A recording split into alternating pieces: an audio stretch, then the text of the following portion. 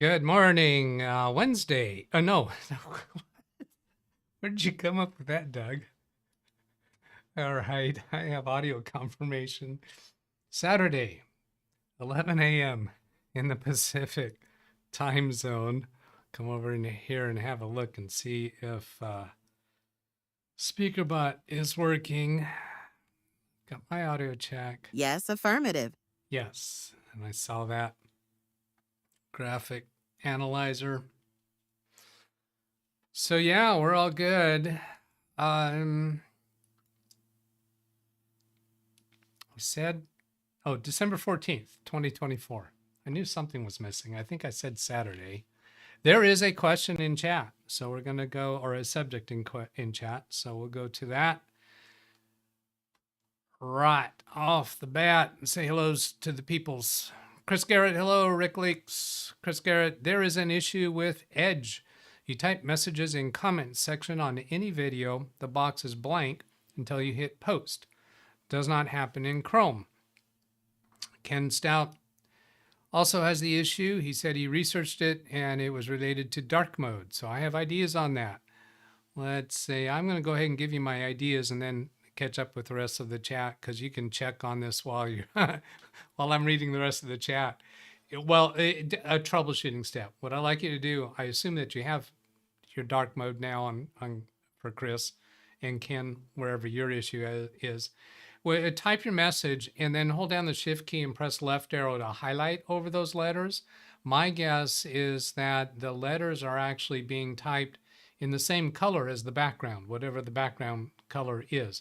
So if you hold down the shift key and left arrow over them, that will change the color of the font and you should be able to see the text. Now that would confirm that that is a element in the problem. That doesn't necessarily get you to a solution. If dark mode has some way of altering the color of text in different scenarios, and that would be a place to go. Now I'm going to catch up on the rest of the chat and see what you say about that. And then if needed, I may go ahead and try turning on dark mode to see if I can replicate the issue. John Williams, Good Time Rock and Roll by Tom Petty. Thanks for the trader. You're certainly welcome. Chris, yes, thanks, Doug. How about a trader with Jack and Diane, John Mellencamp? I'm trying to say it, trying to read that. Jack and Diane John Mellencamp. That's not a person's name. Jack and Diane is the song. So just to let you know, I've already got it queued up with my search results there. So it is queued up, waiting in the wings. So you may be seeing that soon. Ken says he uses Chrome, and it does happen on Google Chrome. I don't know if that, I'm suspecting that is also dark mode because I'm using Google Chrome and I don't have that problem. It's you, it's not me. Martin Hogg, good evening from the UK. 1905 degrees. Wow, 1905 degrees, that's pretty hot. I know, it's the time. It's 7 p.m. for him and 5 degrees Celsius. Ran Israel, hello, wherever and whenever you are. Chris to Ken saying his does not do it on Chrome. So when he has Chrome in dark mode, it does not happen. And Windows on Windows, okay. That's what WOW stands for technicians, isn't it? Windows on Windows. The less technically informed don't know what I mean by that. Chris to Ken, must be just your Chrome. I miss Internet Explorer, never had these problems. Selden Ball, Alice, did I miss any names? I don't think so. DougBot, I'm not even going to talk about you. Jeff Ryman, hello. Phil Stodd, good to see you. Rick Lakes, Tim Cruz, hello. Greg M, here for time being. Not in a good mode today, so may bug out early. So sorry to hear that, Greg. I hate those kinds of days. Put a 1 in chat if you also hate those kind of days. Give Greg M some love, some emotional support. Some days it can be just the mood for no reason, for no sensible, logical reason at all. Now, I don't know, Greg M might have some reason, but it sucks to be in a bad mood. I hope your day improves. Tim Cruz. My Dell laptop got 2 blue screens. Doug, I need help, please. Tell us more about it. Tim, send me pictures if you can. And we will try to work more with that during today's show. Now, I do have presentation or stuff lined up to show today about that I teased yesterday with those 110 pictures and videos. I misrepresented the number of those because I had highlighted some pictures that were not part of that troubleshooting issue. John Williams gave us Stormy, and Greg M. That is YouTube dark theme issue, not browser related. YouTube dark theme, not the browser dark theme. It has been going on for 3 weeks. It does not happen in another account. So Greg M., am I understanding that you're saying you have more than one YouTube account? Maybe it's on your main Google account with a brand account, or is it a separate email address Google account? So on this other account where you also are using YouTube dark theme, you do not have that problem? That could be helpful to dig into those details. Hello, Zavi Minor. Let's see, 11:03. How far behind am I? Sorry about that up and down. I know you have to take your Dramamine before I do that, and I did not warn you about it. I am using an extension to fix the issue called Dark Reader and only have YouTube set to be dark mode. So his browser is not set for dark mode, only YouTube. I have not played with dark mode. I do not like dark mode. I do not like dark mode, Sam I am. Or green eggs and ham. Cultural reference. Jeff Raymond. To both. That's what happened when you go to the dark side. That was my first thought when this first showed up, when I read it before the show. Yeah, you've gone to the dark side. I do not enjoy it. Look at all these people giving support to Greg M. They also hate when they're in a bad mood. We know whereof you speak. What names did I miss? Ski Man. John Williams. And I'm kind of skipping ones that I think I've already said hello to. Not intending to skip anybody. Richard Rogers. Oh, yeah. Every time I see, look at this. Ski Man's handle name. Oh, no, that's just the amount of blue. I was about to say that his name was only being shown as Ski Man without the numbers, but his name is with the numbers. And Israel, I didn't get a chance to send pics because it turned off too fast. If you're, now, let's see, is this reproducible? Let's see, I'm going to go this way to see his earlier comment. I think it was the video trier. I didn't get to send pictures. Got 2 blue screens. Is it reoccurring? Is it still happening? If it happened and now it's over with, done with, it could be the case that Windows automatically has recovered from that and there's nothing for you to do. You can get back to what those blue screens were about by hitting the window key and then reliability history.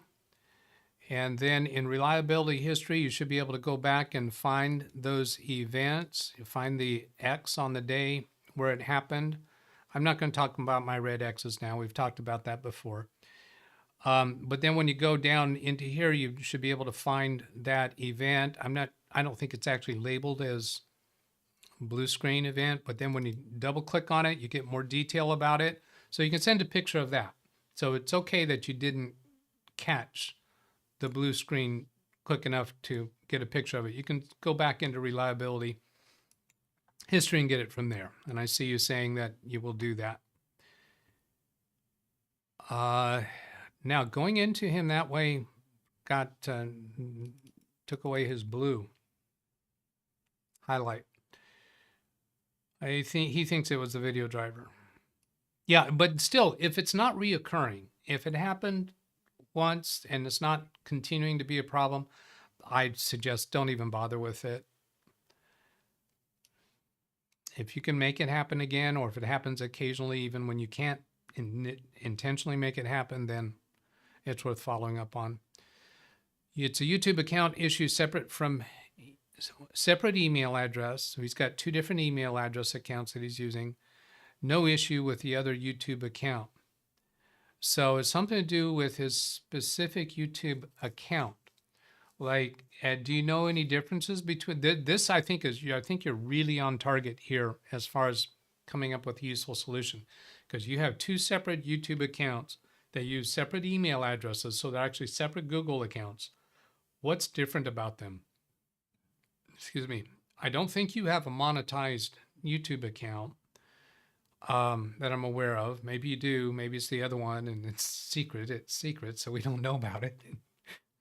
But is there any differences with the 2 that you can come up with, particularly if one of them is a custom domain? Is one of them a custom domain? And I think with Chris and Ken, they're not using custom domains. So I'm guessing the account well, now wait a minute. Chris and Ken have different experiences.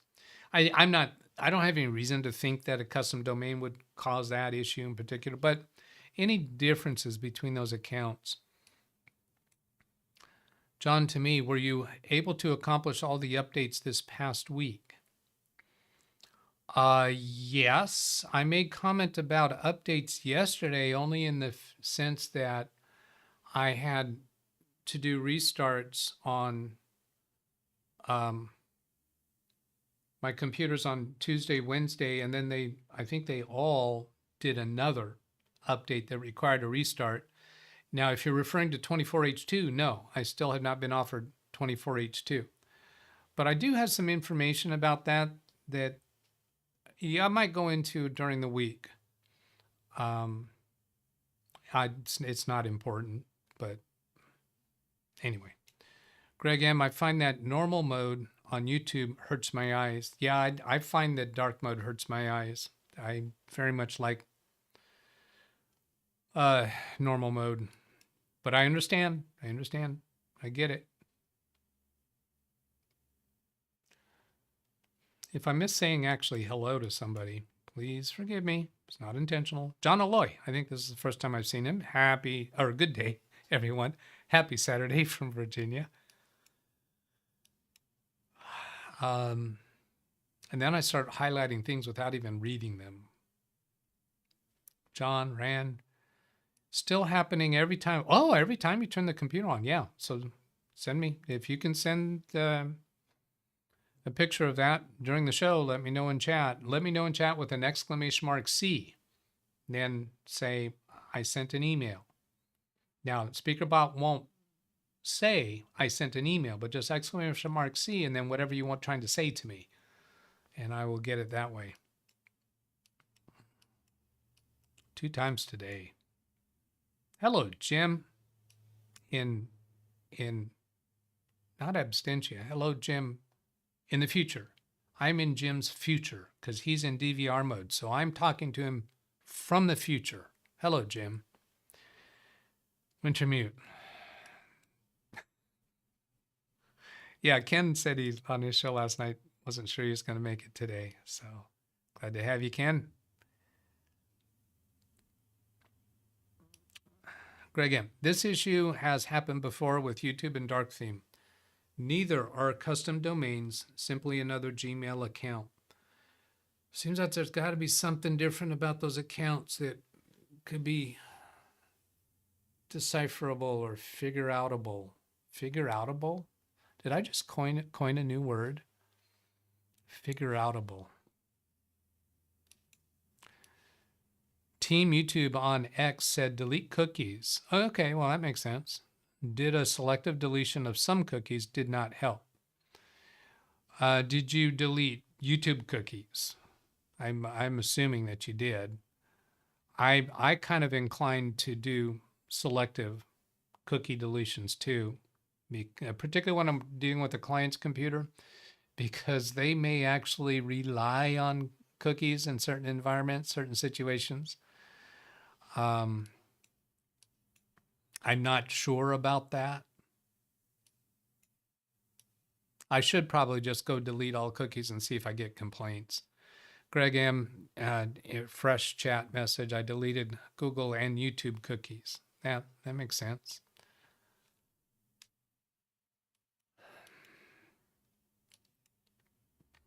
John Williams, on one of the computers I built recently and installed Windows 11 23H2 and was offered 24H2 without having secure boot enabled.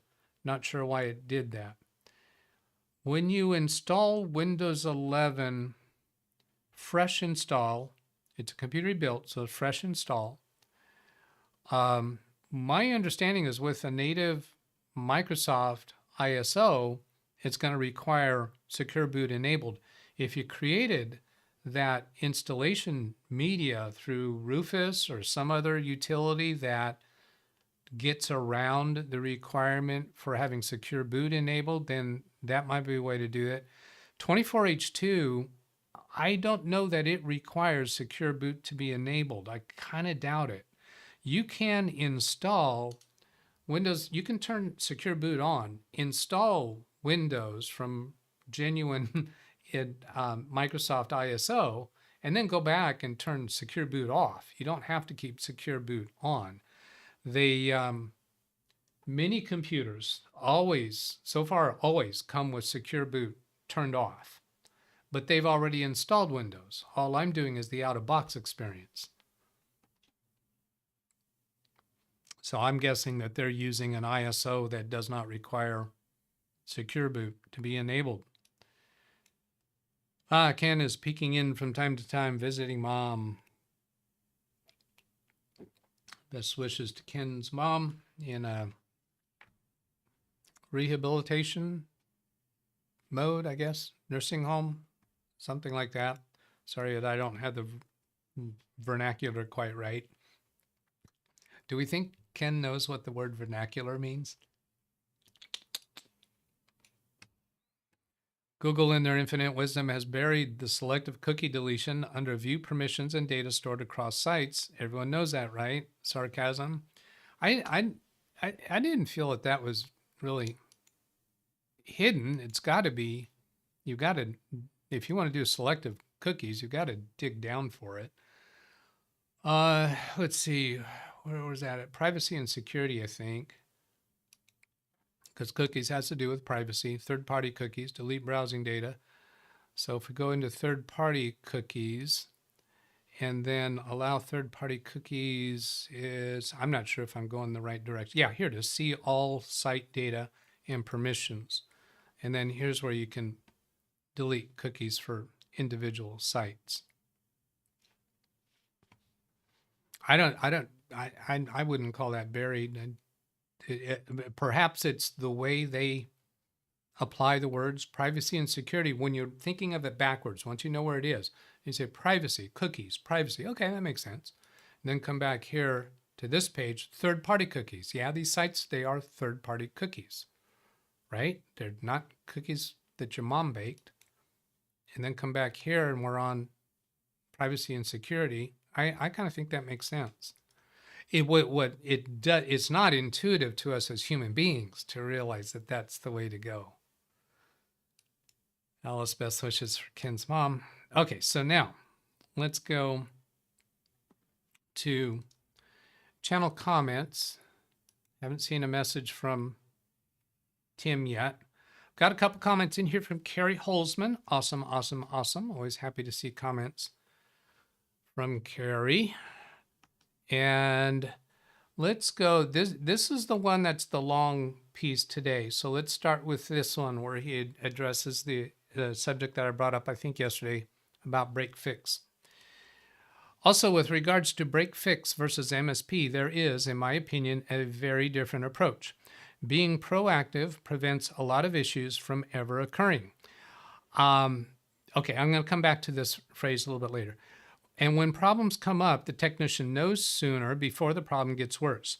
This is like saying if you're a general surgeon in an emergency room or an emergency room surgeon, you're still operating on people. The main difference is the stress and chaos involved, proactive versus reactive. They are not even close to the same in time, money, and stress on behalf of everyone involved. It's difficult to know how much money you're going to make if you have nothing scheduled and just wait for the phone to ring each day. So I want to respond to 2 points here and totally respect and totally get what he's saying and agree with what he's saying, but my implementation of these issues is different and I think mitigates those concerns. Proactive. I am proactive with all of my clients, even if they are a one-time client. If I notice something or see something, or I'll look around a little bit and I'll make recommendations to them. With my regular ongoing clients, I am proactive all the time. Just because I have a break-fix business model does not mean that I can't be proactive. So I am proactive, even to the point that, depending upon the relationship, many of my clients, if I see something that needs to be done, I just do it and bill it to them. I don't ask them if it's okay to do that, if that's the relationship I have with them. If there's a more major issue that I think needs to be done, and I judge that they need to buy in on that, they need to be given the chance to decide it, then I ask them about that. I have had occasions where I have asked them about something that was below the threshold that they think I should have brought it to them. And they've kind of responded with, Doug, why are you bringing this to me? Just do it. I trust you. Many times that's the way they respond to me. Doug, I trust you. You just do what you think needs to be done. I do it and I bill it. I bill them for it. So yeah, in my definition of break fix or my business model, I am proactive. Now, let me also take this opportunity to point out, I did not begin my business as a break fix. I didn't know the term break fix in 1992. I didn't know the term MSP in 1992. I don't know if those terms existed anywhere. I just started my business. And so the the MSP model was not anything I ever considered at the beginning. I didn't really come up to speed with those terms until I really started getting into technical channels, Windows technical channels on YouTube. And then I started hearing break fix and MSP. And oh, okay. Well, I'm not doing contracts. I don't want to do contracts. And I explained why that is, but I am proactive. Now then, the other thing down here, if you have nothing scheduled and just wait for the phone to ring each day, stress. Well, I agree with that statement, but that is not my experience. In my business, I started as my own business, 1992, June. And within, for 3 months, we lived off of credit cards. In the third month, I was able to fully fund our family finances. And then for the rest of that year, it was a little bit hit and miss as whether I covered our family finances. But I have, after getting to a certain point in my business, I never was worried about the phone ringing. In the beginning of the business, I was doing what I'll call guerrilla marketing to get the work. I started out by trying to send mail to law offices and then do follow-up phone calls for them. I hated that so much. I remember saying I had spent the money, the postage, sent out the letters, did all the drafting of the letters, sent them out. And then it was torture to get me to go to the phone and call those numbers. And I remember I wound up just in a moment, in a flash, I said, no, I'm not doing this. I'd rather go work double shifts at McDonald's. I hate this. I hate this. I hate this. So I went out and bought some papers. I bought our Fresno Business Journal and our Fresno Bee and went through it from beginning to end, looked for ideas, things to do. So what I wound up doing during that first few years, until I got to the point where I was turning away business. I was so busy, I could not handle more business, and I stopped advertising and such. So what I was doing during those times was the Fresno Chamber of Commerce. I went to every meeting, every free attendance meeting that they had. I joined committees. I got into leadership roles. I already had a monthly article that I was doing in our PC users group. I did a display ads in the Business Journal and the Fresno Bee, display ads in Pacific Bell phone book and the Yellow Pages book. We had 2 competing phone books. I did participate in Leads Club. I taught adult school classes on networking, word processing, and Windows 95 registry once Windows 95 came around. So I had to go down to the bookstore to buy these books to study up on the registry. So I created a training course for our Fresno Adult School. And there are many other things that I did to get out there. So I was never sitting around waiting for the phone to ring. I was out there hustling. Man, I would hate to be in that position again. All right. Now, that fully responds to Carrie's comment. Thank you so very, very much, Carrie, for making that comment. And then this one's going to take us into the longer subject. So before we bring that up, I'm going to go see what's happening in chat. I don't use Chrome as a browser. I use Brave browser. I don't think MSP existed then. Yeah, I don't think so. That is what most people do with me. Just do what needs to be fixed and then bill us. Bill us or Barney us or Ted us or William us. Oh, it's got to be desperate when I reach for puns. I don't know. Is that a pun? Whatever. Rick Lakes. There are a few out there that will pinpoint what they want fixed and nothing else. And yeah, for those people, there are those people that will call me on a rare blue moon. They just want this fixed. And even to the extent they know that when they call me, they know my clock starts because I charge for phone calls. They know my clock starts.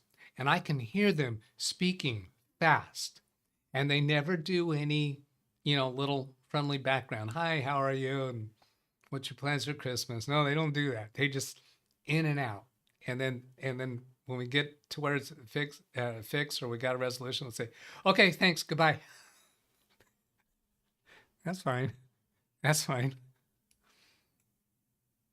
Parking brake fix. LOL. That's a reference to something I was saying at that time, I guess. I don't know. Parking brake fix. I don't know what you're on to there. Maybe you can explain that better. You need a large enough customer base that there's always something to do in the flyer. Oh man, yeah. And I've got a list of things on my daily calendar that there's just day after day after day. If there were to occur a moment in time where I didn't have anything to do, I've got plenty that I can go do. I've got plenty of proactive stuff that I can go do and bill them for. And it's stuff that doesn't have to be done. It can be procrastinated further. It can be postponed. It's not critical now, but it's totally justifiable to do now. So I always have billable things that I could do right now.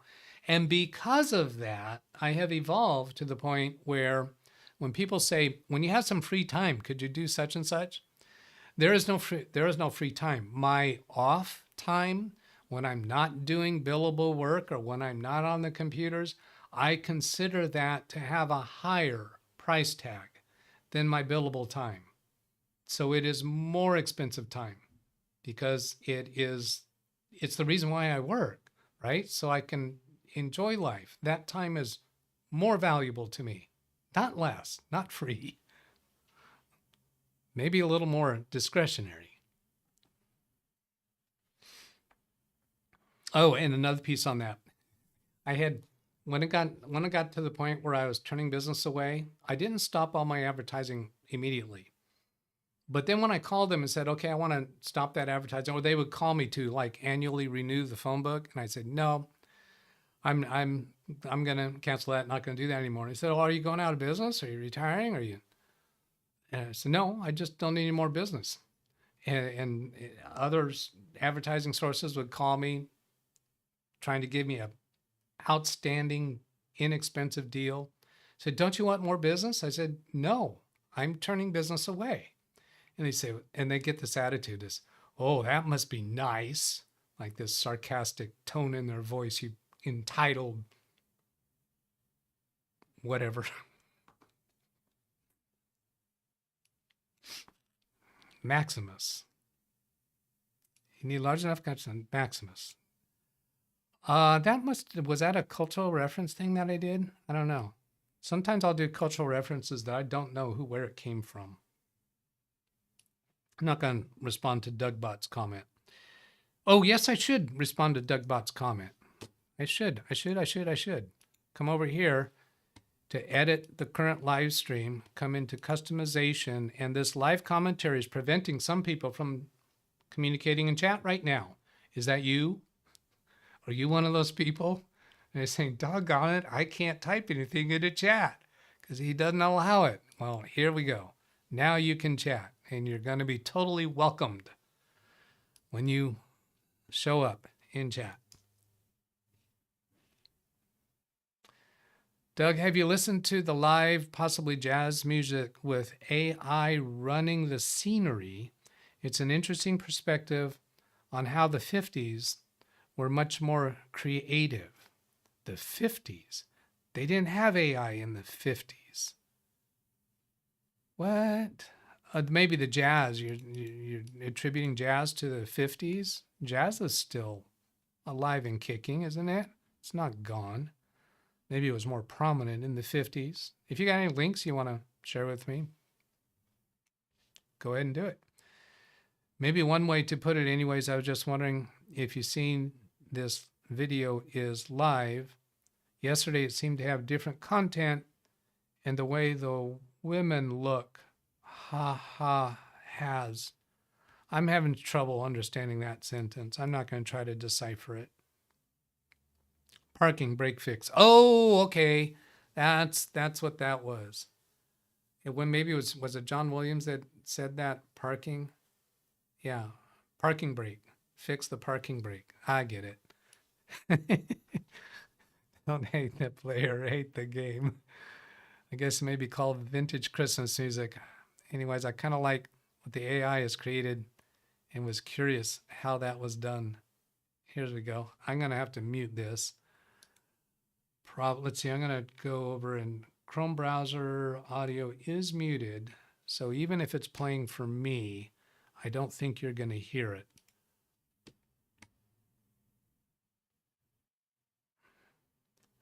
Yeah, that's AI. Look at that big TV in that room. That's AI. So I unmuted that briefly. Yeah, this is all AI. That's interesting how we can see the outline around them. Usually AI doesn't have that. But is this jazz? Oh yeah, Christmas jazz. You know what? I think I'm going to put this on my big TV and watch it later. I think I would enjoy that. Thank you. Yeah, the whole field of how AI is done and how these different entities can create their own AI models and engines and such. It's over my head, above my pay grade. That is correct. Doug was saying close to that phrase. These unwanted ads are driving me nuts. Sorry about that, Martin. Ads? What ads? I know that's a cultural reference, that it's usually different words. I'm not thinking of it right now. Okay. Caught up enough. Let's go on to the next topic.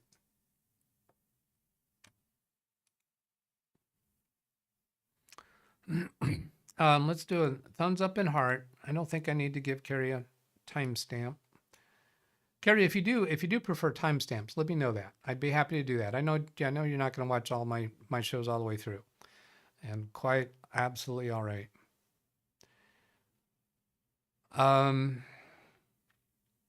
Also with no, we've already done that. This is one we want to deal with.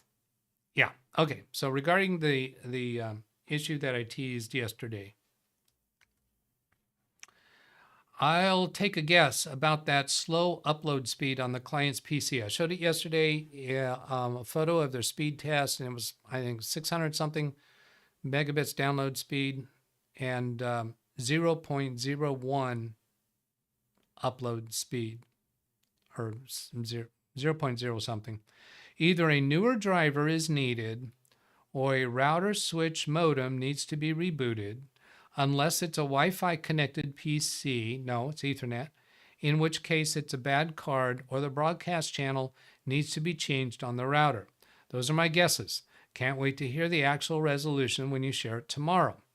From what I have shared so far, those are completely reasonable guesses and first places to go, but none of those were right. None of those were the solution. But in all fairness, there's other background that you don't know yet. So I'm going to give some more background history on this, and this is going to be where you can play the home game, the home version of the game. In chat, you can start speaking up about what you think is going on. Greg M comes right in with cable issues, so you can go ahead and be putting in your things. I'm not going to be coming back to them real often. I want to get as much out as I can about the scenario. So if you want to hold off till you hear more about it, then feel free to do that. So this client, it's the financial services office. I've mentioned them before. And this is the owner of the business, his computer that he uses there. His office is kind of a man cave for him, in the sense that he doesn't really have a space at home that he would call a man cave. There is one place where he could do that, but he treats his office as his man cave. And all that is to say that he uses this computer for things other than business, other than his office business. He's very much into sports, so he's doing a lot of stuff with sports. I think music. I'm not sure whatever else. But anyway, this is his work computer and his play computer. It is in his office. There are other computers in the office. They are all the same make and model of Dell computer. It's kind of a mid-higher end computer that we bought 2 or 3 years ago, at a time when I think we could have opted for Windows 11, but I think by default it came as Windows 10. So that gives you an idea of the age range. And I could go, I'm sure I have the date in my OneNote. But they're all the same make and model computer. None of the others are having this problem. He's been having this problem to some extent, not as bad, for a long time. And the place where it most frequently is annoying is when I connect remotely to his computer. The screen refreshes are just painfully slow, not usable at all. This came to a head a few days ago when we were trying to troubleshoot something else. Now, when I say we, I'm referring to another IT specialist. This IT specialist is one of 2 people that are assisting me with the higher end security issues. This one is he's actually a Microsoft 365. What do they call it? Not reseller is not the right word, but he's a the Microsoft 365 is all handled through him, and he hosts the email, and he does this for businesses countrywide, usually larger businesses than my client. The reason why he is involved with my client at all is because they are very, very close friends. And so that gives me a very unique in to this technical person who is the owner of his business, and he has a technical staff that manages the services for their clients. So it's just an awesome opportunity for me to be able to work with this man. Anyway, he tried connecting remotely with his remote software and had the same painful screen problems. Now I have a VPN connection from my desk here to my client's office. So I can connect directly to his computer through to Microsoft Terminal Server, not Remote Desktop, MSTSC. And it's high, it's very, very secure because this other IT security tech set that up. And that works fine. The problem is I'm actually taking over the computer. My client cannot see the screen when I'm doing remote desktop. So it doesn't work as well for remote support. Okay, so that issue has been happening for quite a long time, months probably. But now it's gotten more severe to the point that the reason why my client called, the issue was that he's having problems with a service that he uses to send encrypted documents to his clients and the businesses that he interacts with. It's called ShareFile, I think. It's not Microsoft SharePoint. It's ShareFile. It's a separate business specifically for encrypted files. He was having problems with that. And their tech support was trying to help him with that. And they were having the same connection problems. So we agreed that I would go in on Wednesday to try to troubleshoot this because my client was going to be in his conference room all day. I think it was with a continuing education. It doesn't matter what he was doing, but he just wasn't going to be using his computer. Okay, so now I'm going to go call up the pictures. I did not set this up in advance, but I'm getting pretty quick to getting to it. Sign into my iCloud. And I did pay attention to what is the first and the last picture from his office. Now, I'm going to have to keep taking the pictures off screen to go to the next one because I have not previewed these to determine where there is content that I cannot show. And there's a lot of content that I cannot show because I'm taking pictures and videos of his screen. And I do that for my purposes. It's not just for the YouTube. Let's see there. Let's see, was that it? No. Is it there? There, that's the first one. So the way I recognize the first picture, this is something I commonly do is I'll take a first picture of the workspace, the person's desk and such. I'm not going to bring that up on screen because I think that's a little bit too violating personal space unless I ask them in advance or unless I already have that relationship with that client. And I do not have a blanket open license to show his personal stuff. So I'm going to be keeping out his specific content. But these thumbnails are small enough that you can't make out anything. So I'm going to show this overall listing.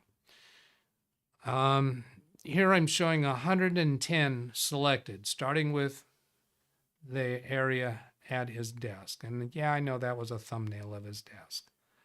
And then here's the last one where I'm showing a picture under his desk. Some of these are pictures, some of these are videos. The ones that have time on them, those are videos. So I'm going to have to preview each of these. And some of them I will just use what the content of the picture or video to describe to you what that contains, because that will be useful to you. That, what you just heard, was my reminder to check and see if Carrie has a show that I want to send up a redirect to. He does not. So come back to, I'm looking at the first picture of his desk. It's just identified so that I can tell who it is. They have webcams on all of their computers, and I noticed just yesterday that they all have that privacy flap on them, and they're all closed. So here's the speed test. This is the second picture. So this is the first thing that I did at his computer was a speed test. Well, the first thing that I took a picture of. 492 megabits per second download, 0.05 megabits per second upload. Then let's see here. Let's see, I'm looking at his taskbar at the bottom, and yeah, I don't see anything personal about that. And this is what I noticed is he had this orange dot. Your device needs to restart to install updates. Select a time to restart. Well, that was Wednesday of this week. So that was after update Tuesday. My previous work with him was on Friday when we determined that I would come on Wednesday to troubleshoot this. So I don't think that that prompt for restarting was there on Friday. Looking at the next picture. What I have here is Microsoft Word. I'm not going to show this picture. Microsoft Word, and I'm trying to exit. I'm trying to close it. And it has a document on screen. And let's see. Oh, it doesn't actually have anybody's names on it. It's a form letter. It's a template. And it says not responding. So I'm trying to exit from Word. It's not responding. Point here is I can't even exit from Microsoft Word. And that was continual. That never did clear. And then here I'm looking at network status on the window. Now this is Windows 10. I'm looking at in settings, the network status screen. If you have your network icon down in the bottom right corner of your Windows 10, right click and choose properties. That's the screen I'm looking at. And it gives the name of his Ethernet, which actually has his company name. Is there anything here we care about? I think what I was looking here to see is if he had doubled Ethernet and Wi-Fi functioning, and no, he doesn't, because I've seen that potentially cause issues. Is there anything else here worth mentioning? No. This is just me taking a picture of something that I can look back later. Now I'm looking at Task Manager. I want very much to show you this. I'm looking it over to be sure there's nothing exposed here. No, there is not. So here's Task Manager at this point in time. It gives you it shows you what processor it is. It's i5 9600, so you know it. You recognize that is Windows 11 capable. Oh, this is a video. I'm going to have to watch the video through first. And the reason why I went here is I wanted to see how long it's been since it restarted. On Friday when I was working with him, we did restart it, and it took a long time. This is a 13-second video, and it's got we're watching the CPU, the memory, Ethernet. So I was wanting to know what's going on with the computer. Is there something keeping it from being able to do upload speed or exiting? I'm muting the audio, playing the video through. I think all this is showing that's all it is. It's just showing that. I can show you that. I don't know that it's worth any concern. So here we go, pressing play, audio muted, and just nothing burger. It looks to be working properly here. I don't see anything at all wrong with that.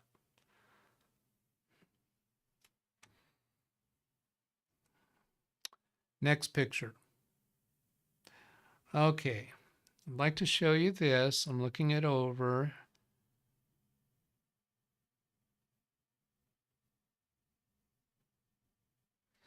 I'm going to do a blur on this. So I'm turning on studio mode, then bringing up that screen on studio mode, turning on a blur, picking which blur is close to the area that I want to blur, and then drag down here.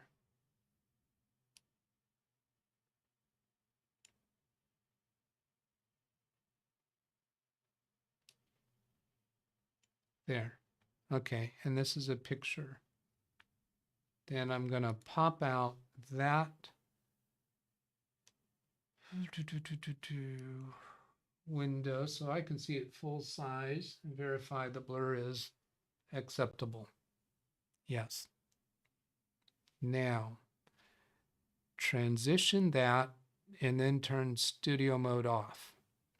And turn studio mode off because my buttons don't work the same if I have studio mode on. Studio mode?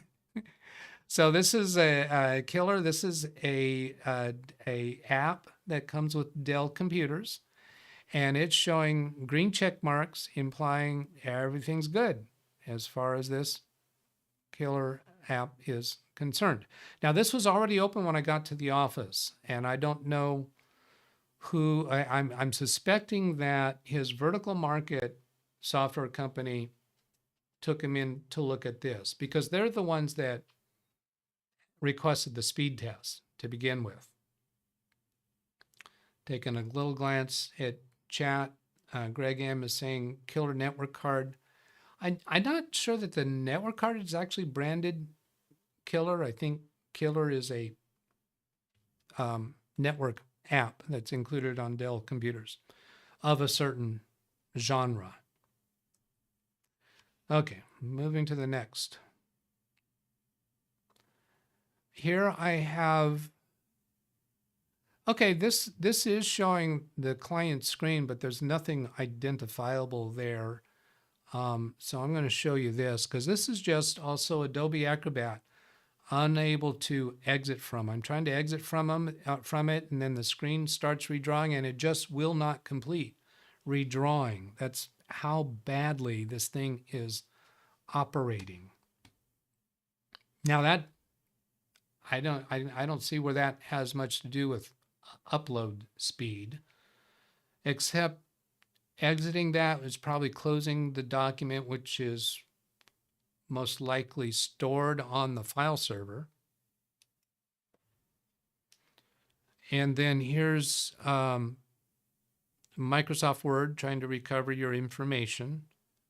I'm not sure if I was trying to, I don't think I was trying to restart Word because I couldn't ever, it took a long time to even get out of it. So here, this is a picture of Task Manager, and I'm trying to end task on Microsoft Word. I'm not going to bring that up without doing some blurs because there are some other apps that I'd rather not expose. But what it shows is that there are two applications that show not responding. Microsoft Word shows not responding, and a vertical market software shows not responding. None of the others are showing not responding. You know what? I do want to show this. So I'm going to turn studio mode on, punch that up on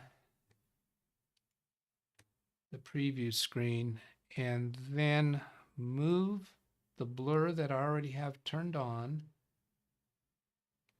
to a location that blurs out stuff.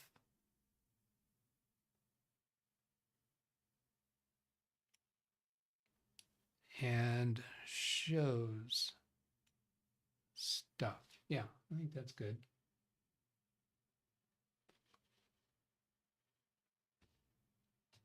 And then transition, turn studio mode off. Okay, so there you go. What we have there is the end task, just showing that I'm attempting to end task. It does not work. But reason I want to show this is 4% CPU, 70% memory in use, and 0% disk.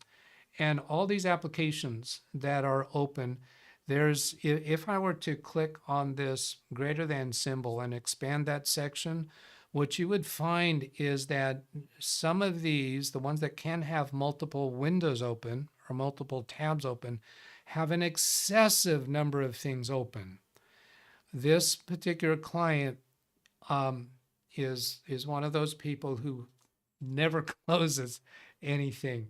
And he knew I was coming in to work on it.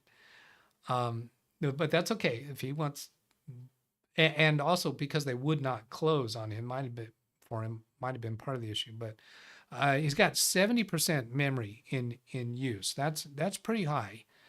And that there's a lot of stuff that's also gone out to swap file, because there's far more open right now than what 70% of memory would accommodate. I'm pretty sure he's 16 gigabytes of RAM. Okay, then move on to the next one. I got to remember I have blur on still. This is the same picture of Task Manager, just showing that Microsoft Word did not close. Still have this pretty much the same numbers. Here's another attempt to end task on Microsoft Word. No need to show that. Here's an attempt to end task on Adobe Acrobat, and it has a not responding message. Once I opened the Adobe Acrobat section, there's only 2 items showing there. One of those shows not responding. So now I've got 3 items not responding. 71% memory, up from 70% memory. And then the next one, again, Task Manager, showing that Adobe Acrobat did not close. And this was kind of a weird behavior. That's not important though. I'll tell you what it was. Basically, Adobe Acrobat, the greater than symbol is turned down to show the expanded, the sub items. There's nothing there. So it's just not showing properly in Task Manager, but it does say not responding. Microsoft Word again, not responding. Then I'll go on to one of his vertical market softwares, try to end task. It won't end, got not responding on it. Then I've got I tried to bring up File Explorer. I'm going to show you this.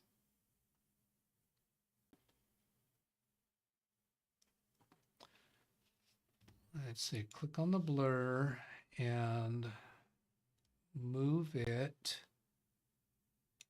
This is File Explorer. I have everything significant blurred there. Checking my preview monitor. That's showing full screen. And then transition, studio mode off. Doug off. Oh, I guess it wasn't covering anything. This is what happened when I use Windows key E to bring up File Explorer. The point is it's only showing quick access, and it's showing a spinning circle next to my icon here. Oh, that's a video.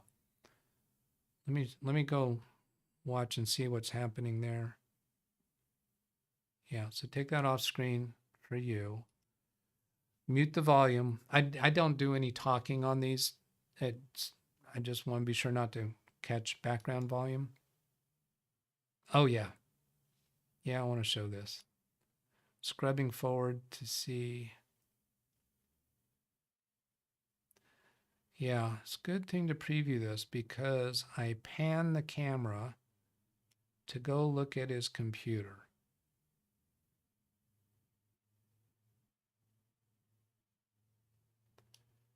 You don't need to see me pan to his computer. So I'll go to up for a little bit and then 101.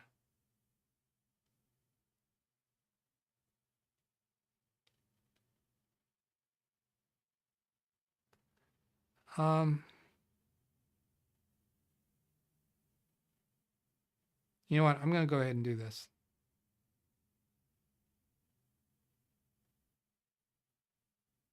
There's so much significant there.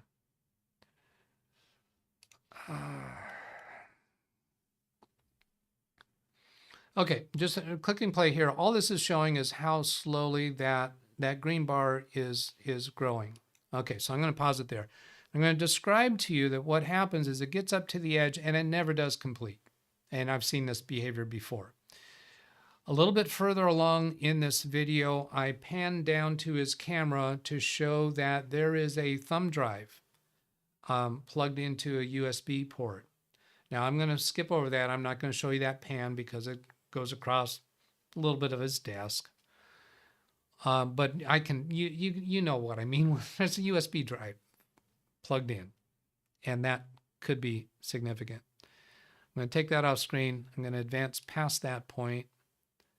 to refresh myself on what comes next.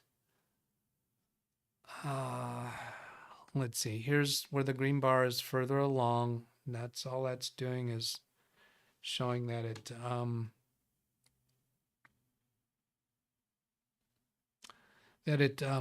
what? Oh, I guess that I'm just watching it. My brain was a little distracted with a different thought right then. What was that thought, Doug? I'm not telling you. And you can't make me. Okay, so I'm looking for what that goes to. I'm scrubbing forward rather than waiting because it's just the green bar going further and further and further. Okay, then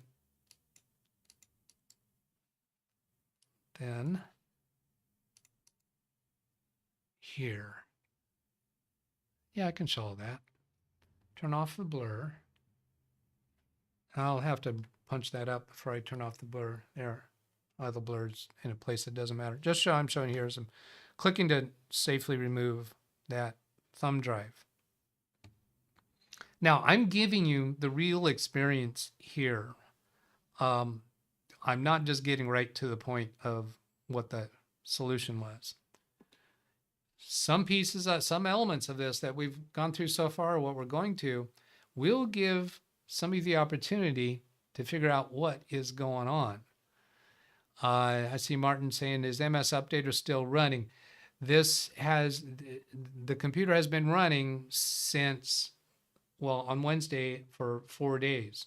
So Tuesday, Monday, maybe he restarted on Saturday, or maybe it was showing the restart that I did with him on Friday.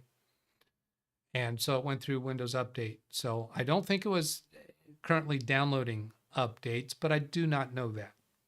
If that's your question, Martin, is it still actually trying to download and install updates, or is it just waiting for a reboot? I think when I floated over that orange dot, maybe you weren't here then, it said it needs to be rebooted. And that can come up before all of the currently working updates are done installing. Okay, watching further forward.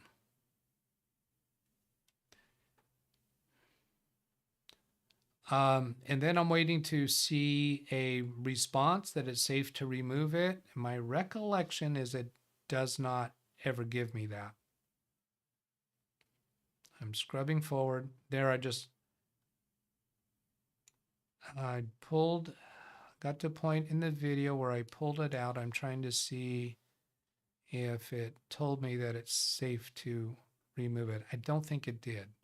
In fact, yes, now I remember. I know it did not, because I was concerned that one of those open documents was actually on the flash drive. So I'm pulling that flash drive while there's an open file, could cause a problem to that file. I think depending upon what program has it open and how that program interacts with the file. I haven't studied that. I know we're told that we can safely remove thumb drives, but is that true? Well, I mean, without ejecting first, is that true if there's files that are actually actively open on them? I kind of don't think so. Can't say that I know that for sure. Oh, here we go. I do have a message about that. I just accidentally hit a different button on my mouse and lost that whole video. Not as in deleting, I just got to find my way back to it. I'm not doing it right. Okay. There. Got to that one. And it's not that one. Where's the next video? Oh, it's way up there. That video that I'm currently showing you is 8.5 minutes long. Mm-hmm. I do these recordings for my own reference, because you never know when you're going through troubleshooting, live troubleshooting, later on, you're going to say, oh, did I do such and such? Did I do this in that order? And these pictures and videos have saved my bacon many times to be able to answer that kind of question. Now,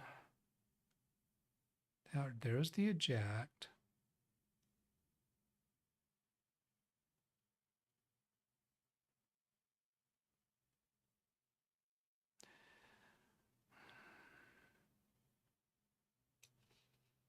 Now, try playing here. Whoops.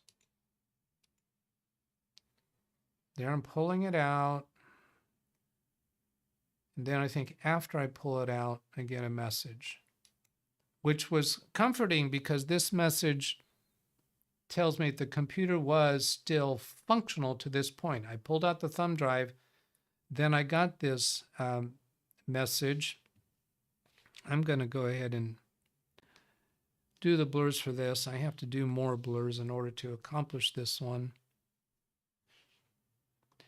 Now, if anybody's finding that you're getting really impatient with all this that I'm showing, please know that I don't take any offense at all if you decide to stop watching live and go back and watch it later in replay where you can fast forward. That's completely acceptable. Wow. No, these blurs aren't good enough. This picture is too close to the screen, so when I turn these blurs on, you can still read it. So I'm not going to bring this one on screen. I'm just going to describe it to you. I got an information window that says problem ejecting USB mass storage device. This device is currently in use after I've removed it.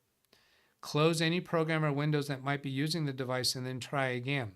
This message was probably supposed to come up when I clicked to eject it, but it did not appear on the screen until after I removed it. So that's probably enough of a reason to, yeah, don't pull a USB drive out if it might have files currently open by some program that you haven't gone to look at. I'm scrubbing forward.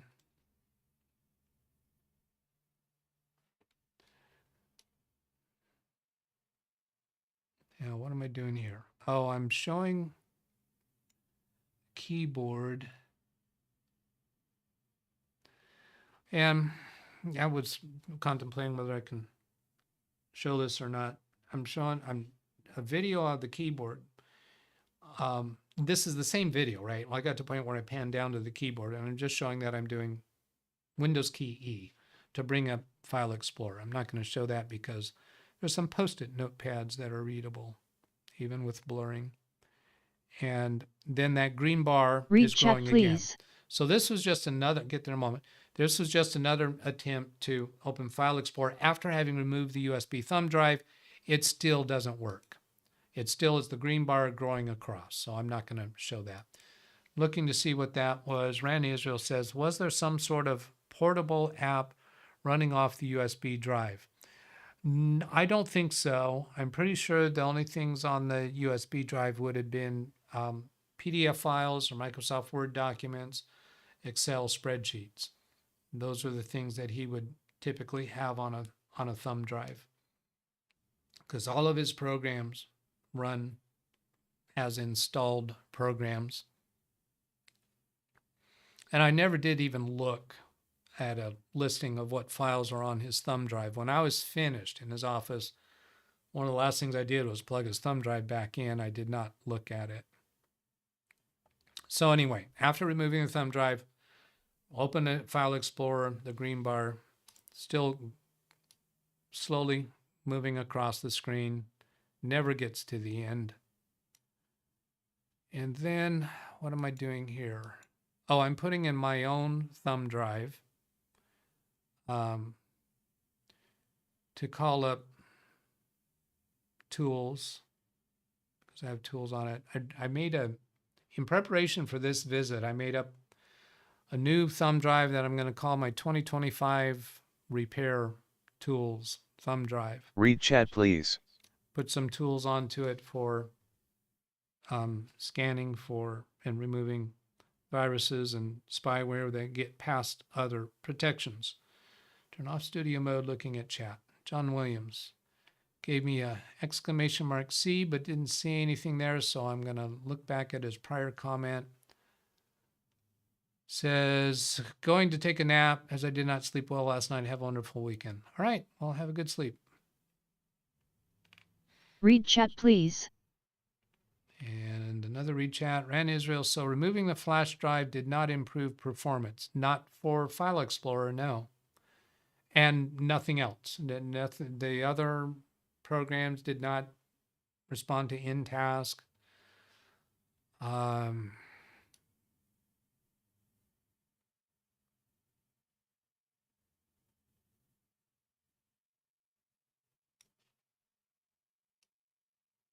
I get to a point here where I've panned away from the screen to go look at something else. So I'm watching that to see what I'm doing.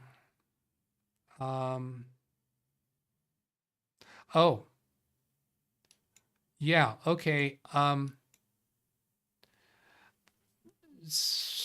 Windows key E would not open File Explorer, so then I use Windows key R and I'm guessing at what the drive letter might be for my tool's thumb drive to see if I can get to it that way. Let's see, starting at 5 minutes, 10 seconds. I'm previewing this.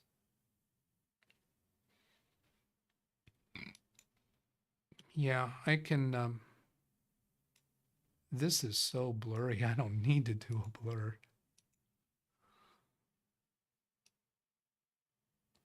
Back up a little bit here. Yeah, okay, so I did I'll do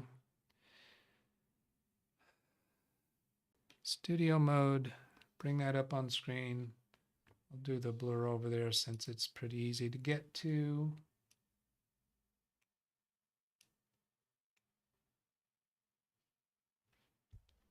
And preview screen confirms. Transition. Studio mode off. So here I have done Windows key R and I typed D:\enter. And so here we can see D: up here. And it looks like the word data, but Macrium backups. Oh no, this is his D drive. He has a D drive on his computer for backups. So that's not the one I want, except, let's go on with this. Play button, and I think I click on this PC, and then you see that we get the green bar again, incrementing, and I just closed Explorer because I could recognize that that's not going to work.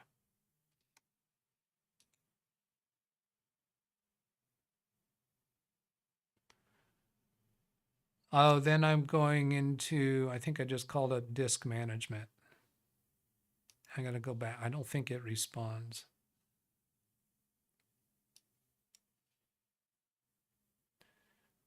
And I'm waiting for it to get up to that point again. I think I do a right click on the Windows button and then, yeah, disk management I'm clicking on. At this point, all the other applications are minimized. I used, at some point along the way, I used a Windows key D for desktop, and that will minimize all the programs that you have open right now. So much easier than going through and minimizing each one. And disk management has still not come up. Since I said that I clicked to open disk management, the video is showing no response yet. My mouse, I'm still moving the mouse around icons. All the icons are reactive. As I move the mouse across icons on the taskbar, they light up, they highlight as I float over them. As I float over icons on the desktop, they light up, telling me that the computer is responding to that level. And then I've opened File Explorer again. I've got the quick access menu with its content and the green bar no drives showing up yet. And then closing, looks like I was about to close File Explorer. Oh, now I got a blue screen. It just jumped right here to a blue screen. And that was, I was trying to open, here's File Explorer. Let's see, I think I've got that all.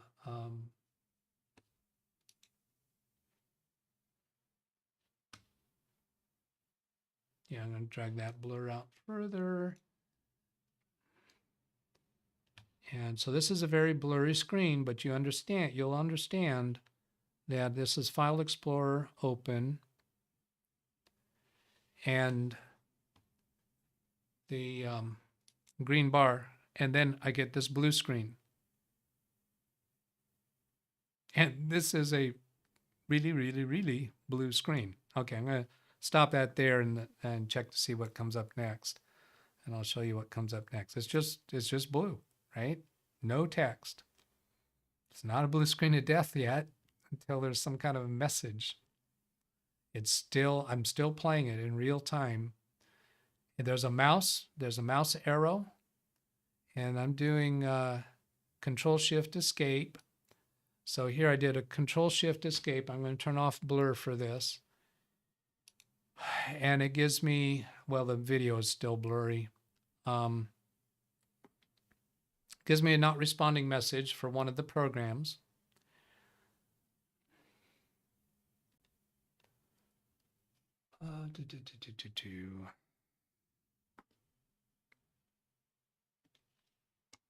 Checking to see what comes up next.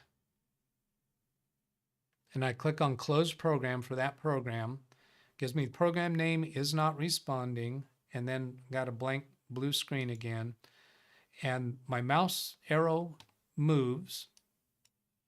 I'm going to give you a little shot of this. So you see the mouse arrow move a little bit here.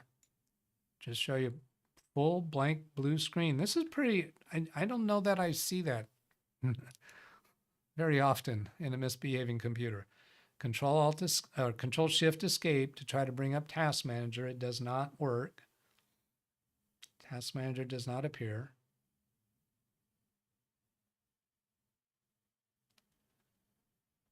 Then Control-Alt-Delete. I got pan the camera down to my fingers to show I'm doing Control-Alt-Delete.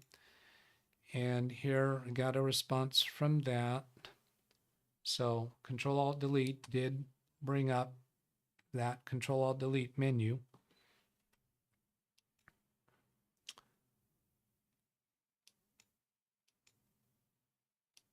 And I'm well, what are you going to do? What are you going to do, Doug?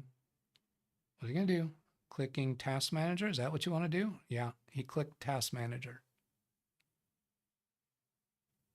I don't need to show you that, right? And then I got blue screen and moving mouse.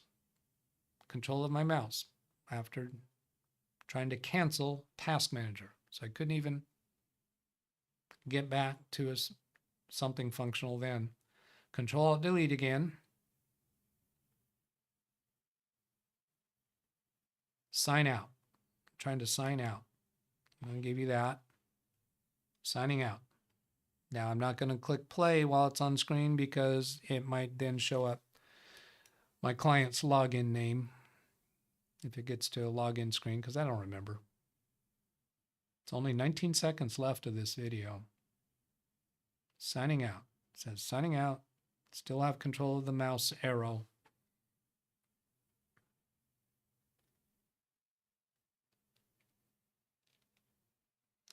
And reaching the end, 2 seconds. That's the end of that video. So what do I have next?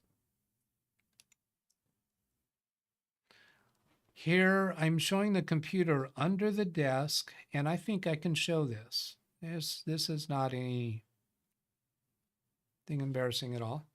And it's worthy because it is a very unusual setup amongst client offices. Kind of nice. Oh, yeah, there's a few reasons why I'm showing this. I'm pretty sure what happened at that point is, no, I'm not sure. Let me just go ahead and describe what you see here. Here you see this Ethernet cable coiled kind of like that. This is a temporary Ethernet that this is one of the first things that I did, and I don't know at what point in what I've described so far that I did that. But that was one of my early suspicions. I just wanted to eliminate the possibility there was something about his Ethernet connection to the switch. So I put this in right away. His Ethernet cable is showing right over here. This is a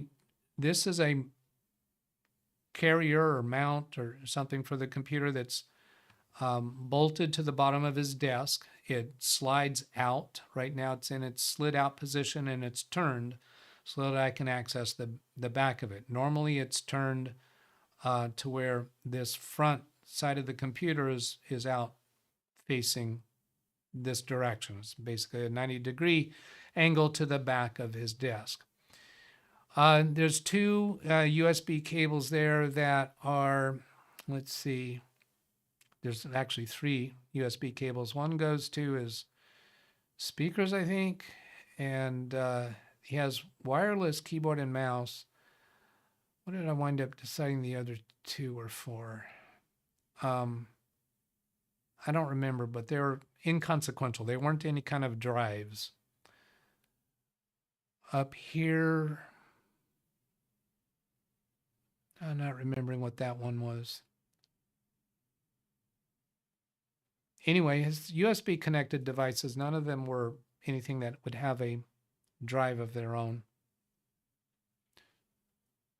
What else do we want to point out here? Battery backup down here. Original documentation and original extra parts with the computer down here. Pretty clean under the desk. That's unusual in itself. All right, here's back on his screen. Still says signing out. So even after I took that picture underneath, it was still saying signing out and not succeeding with that.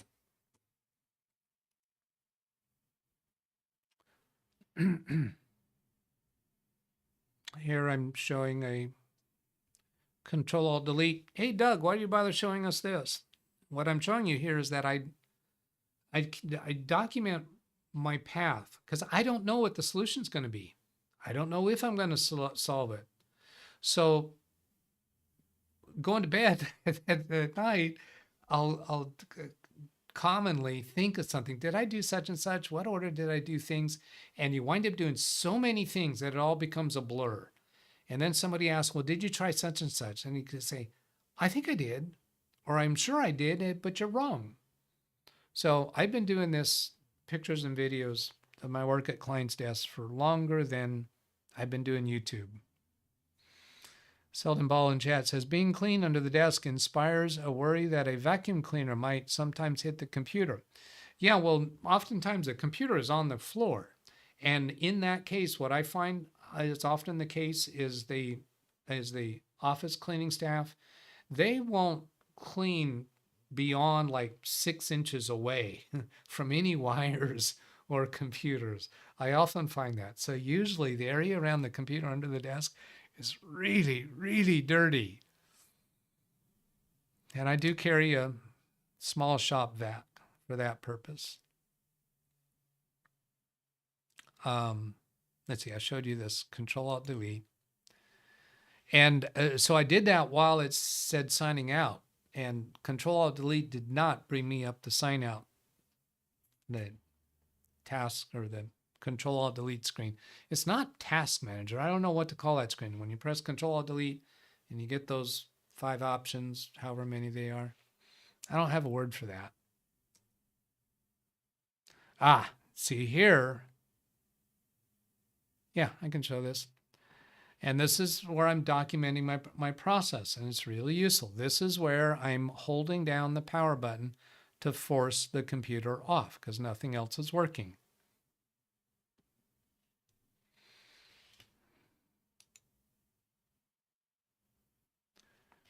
And then here's what I see on the screen when I did that, entering power save mode, which means it's not sensing anything from the computer anymore. Good. And then, all right, here I've got a minute 50 long video where it just shows me press the power button, and then I pan over to the screen to watch what happens on the screen. I think I can show you this. So this is after I've pressed single press of the power button and then waiting to see something happen. And then I just took that off screen because now I'm panning back to the computer looking to see if the power is on.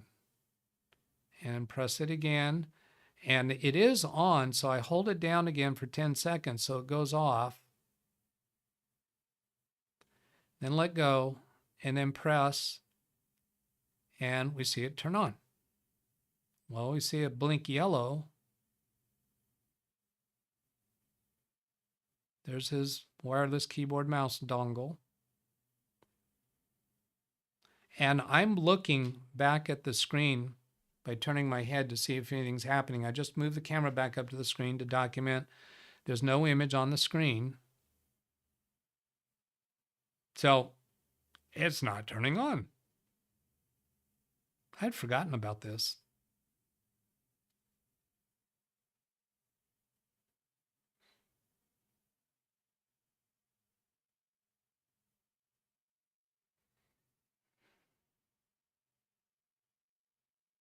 And I think I was hearing it. I could hear that the computer was on, yet the power light doesn't show on, and the monitor is still blank. Then pan back to the computer. What does he do? What does he do next? That's the end of the video. Okay, so once I force the power off, the computer will not turn on again. What are you thinking about that?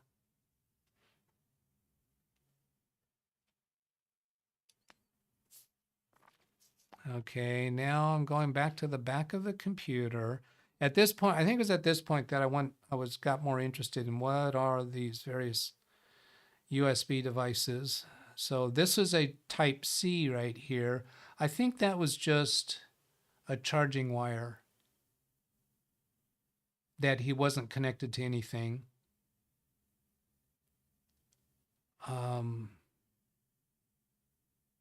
Yeah, whatever those were connected to, I did track them down. They were something on top of his desk that were inconsequential. I'm not remembering what they were.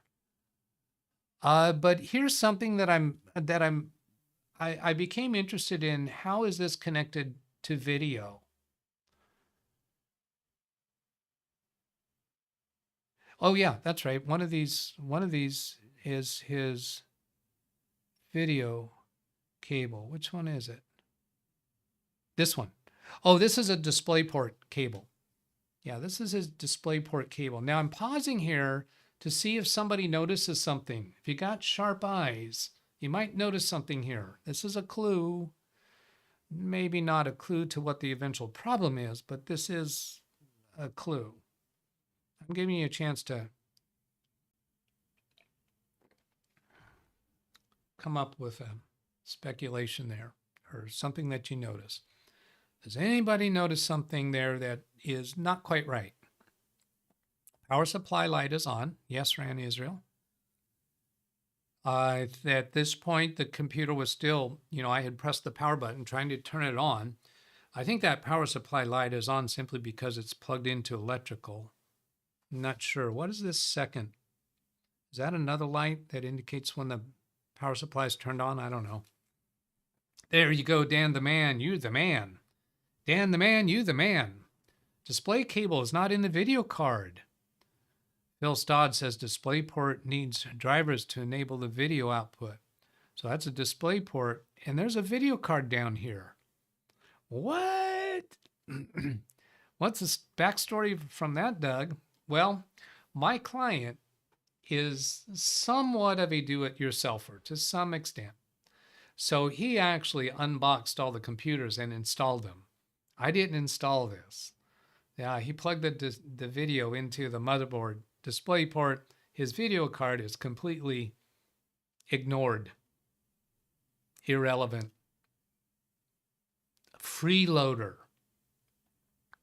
What other kind of words can we give for a teenager that doesn't pull their weight? Oh, Greg M says that is a power supply test plug. Huh. You plug something in there for testing the power supply? Not aware of that. Boat anchor, Greg M says, for that video card. Martin Hogg says, remove wireless keyboard mouse device and check CD drawer and try to boot again. That is good. That is a good routine thing to do. I did not do that. I don't even remember if it has a CD drive. I think it does. But no, I didn't even look at that. But that is a good thing. I should have, would have, could have done that. Looking a little bit more at chat. Okay, but this gives me a reason to suspect that when I'm trying to turn it on, it might be displaying some kind of a message wanting me to respond to, and I can't see it because that video is not going out the display port. I have seen, I think even with Big Beast, if I only have a display port plugged in, I don't see the like the BIOS messages. I don't see anything until Windows gets active, and I think that's probably because it has to have a drivers for that to work. I don't know. I don't know that much about it. So plugging it into HDMI might have given me something. Plugging it into the video card might have given me something. But that was certainly an issue. Okay, so then I feel like I'm missing a picture here because I don't see what I did next. I might have unplugged the power cable because sometimes that will solve a problem because as long as the power is still plugged in to your power supply, the motherboard is still receiving power. So force power off with the power button on the computer doesn't completely shut the motherboard down. Unplugging the power and then waiting till this light goes out or holding down the power button to drain the capacitors in the power supply and the motherboard, I think they're on both, to get the motherboard fully powered down. That would have been also a good thing to do. I did not do that. How I got to this point, I'm not quite sure, but here I have the computer starting up and it's working on updates. So this is a bit worrisome. Improper shutdown of the computer in midst of update installations. That's not a happy place to be. This is a video. I gotta preview it.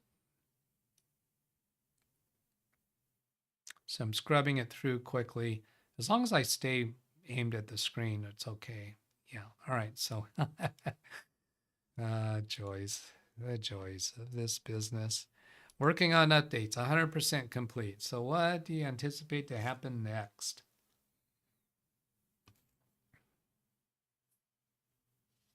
See, I don't have any blurs turned on right now. The blurring you see is just the camera doesn't focus very well. So here we got blank screen. And then we have monitor not receiving any image. Then we have blank screen. So that sounded like a reboot. We're halfway through. I'm going to drag this forward rather than watching all of this blank screen because it's all blank screen all the way to the end. Nothing happens. Nada. Nutting. Nothing. Nada. Okay, so then what happens next? We got another video. I'm going to scrub through, check on it. I don't, this is 17 seconds. Cleaning up, 100% complete. I can't tell you whether this just came up, whether I had to force restart it again because I didn't do enough pictures and videos. I wonder if I say anything during that. No, I have audio turned on. Well, you can't hear it anyway, but I'm not speaking. All right, so we know that that ends without anything. So next video, and then here I've got where you've got a splash screen. No, background screen, I guess it's called. Showing the date and time. Nothing personally revealing here, but this is a 4-second video. I'm going to check to see what is there. Nothing. It just goes for 4 seconds. I probably intended to take a photo then rather than a video. Okay, so now the next screen is logging in. It's showing his login name, so I'm not going to show that. It shows welcome. And this would have been after I put in his password. This video is 6.5 minutes long after I put in his password. So consider this, I'm scrubbing forward.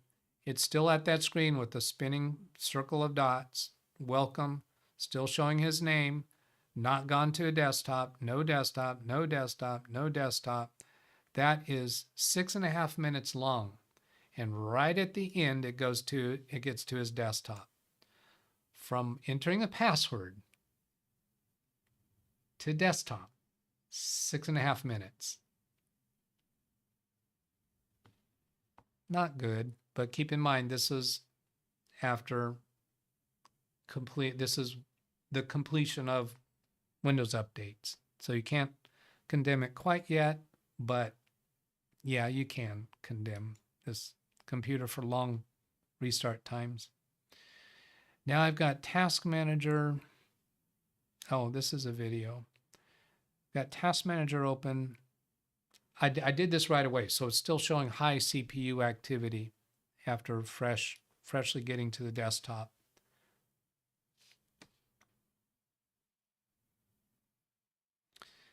And I actually have audio playing in my ear because sometimes I do say something onto the video as a note to myself. I think this is fine to show. Studio mode. Bring that up on the preview screen and then select the blur and scrunch it down. Let's see how far.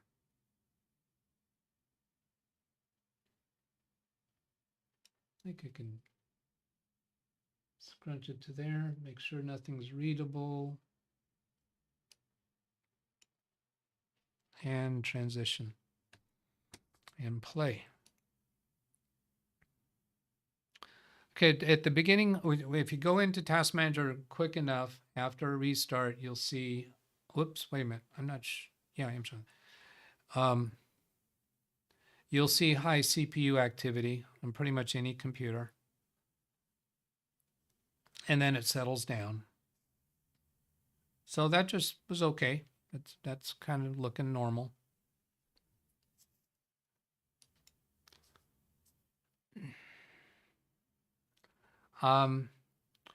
Check Task Manager for a process using high CPU, and I did do that. And that did not present anything alarming. Now I'm checking this next video to see if it actually demonstrates that. What do I got here?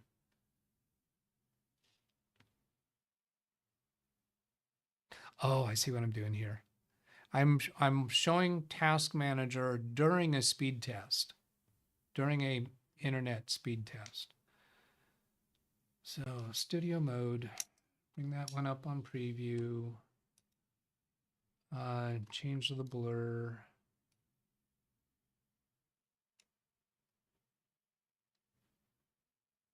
Confirm.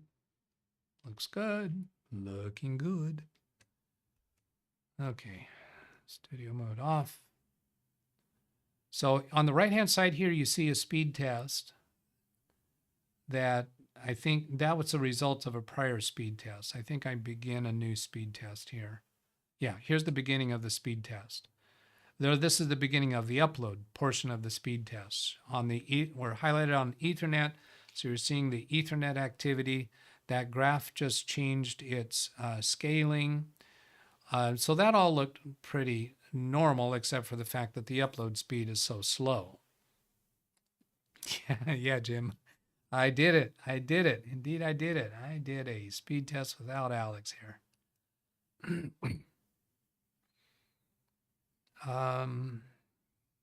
Okay, this one's a video. Oh, it's a really short video. Do I need to do blurs for that? Yeah, I do. This one's a pretty minor blur need. Because it's just showing some desktop icons. Okay, then transition, studio mode off, play. This is showing device manager to show what network adapters there are. And it's just very quick, so I'll pause it there. These are blurred even for me. This part here, I don't have it blurred. This only this section out here on the left that's blurred. This is just blurred because of the camera, cell phone camera on a screen. Bluetooth device, killer, gigabit Ethernet controller, Qualcomm wireless adapter, WAN, bunch of WAN management stuff, and the playing this video doesn't show anything else. Okay. Martin Hogg says, check Windows Update history as it might have rolled back. True, it might have. However, when that happens, I've seen that happen many times, and there is a message on screen that it's going to roll back, that the update was failed and that it's rolling back. And I had eyes on this screen the whole time. So I know that that did not happen, but I don't have any documentation. Read chat, please. Greg M. Hang on a moment. Greg M. says, killer network driver up to date, question mark. And he says, killer network cards have had issues in the paste. You don't have to explain that that was a typo. I know it. Let's go over here. Greg M. I have shown killer a couple times. Has anyone else other than Greg M. brought up the subject of killer? Zvi Minor. So Greg M. was right. Killer network card. Yeah, that's what that driver says. Killer network cards have had issues in the past. Yes, you are right about that. And I think it was right about this time that got the hairs on the back of my neck standing up.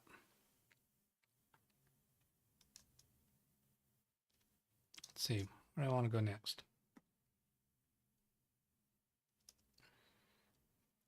Kill her network card. Where am I trying to get to? Oh yeah, I was on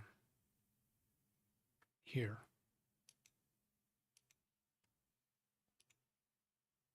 Greg M. I'm going to remember that. Oh, here's a closer. Oh, this is much better. A picture. Good idea, Doug. Instead of a video, why don't you take a picture? Show me a picture, man. Killer E2400 gigabit Ethernet controller. Gee, Doug, does it seems like you're kind of emphasizing that. Yeah, that's when I became suspicious. How to fix a slow upload speed with a killer E2400 gigabit Ethernet controller. I have come across this issue before many, many years ago. One of the reasons I think why I didn't go down this route earlier, perhaps, is because I knew all the other computers in the office are the same make and model computer. They would all have the same network cards.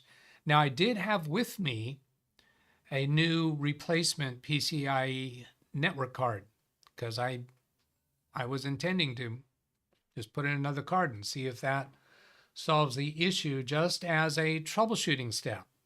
Make major changes and see if the behavior is different. So as I was arriving at the office, that was on my mind, is to just go right away and put in a different network card and see if that solves it. But I got hung up with wanting to close all those programs that were open because of the concern that my client might have data there of concern. But in hindsight, with how long it took, no, I wish I would have just started out right away with hold down the power button, shut it down, open up the box. I would discover right away, oh, there's an extra display card in here. But coulda, woulda, shoulda. Killer is not a good thing. Hey there, lads. I was having issues with upload speed on my MSI something laptop. I wrote a small guide to help people out. Feel free to share it elsewhere. Here's the link on my website. You are having Google Drive upload issues and can't figure out what's wrong. Well, he wasn't having any problem with Google Drive upload issues, but he wasn't using Google Drive. You go to nperf, you see that you have an issue. nperf.com. That's just a speed test. Any speed test is going to show that you're having a problem. Why am I having such bad upload speed? What's going on?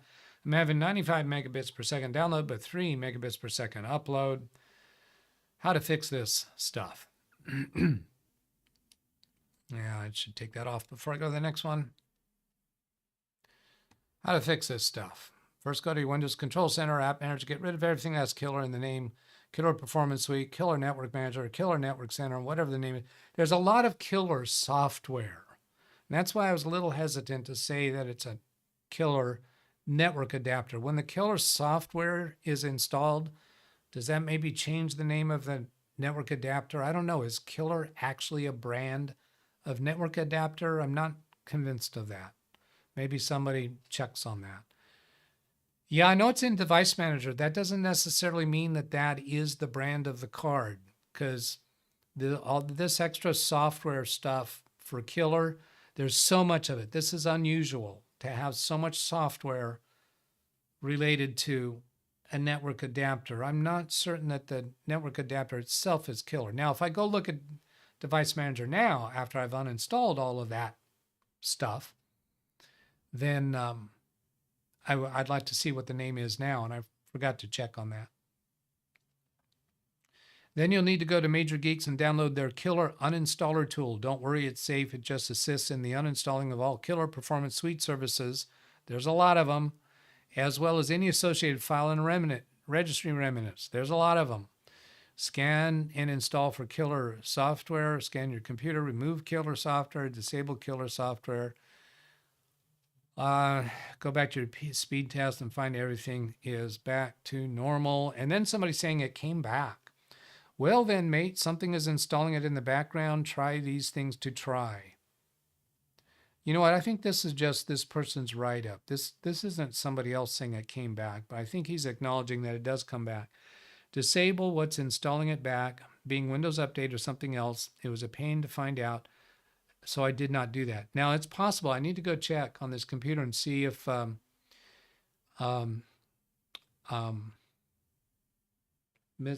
the other updates?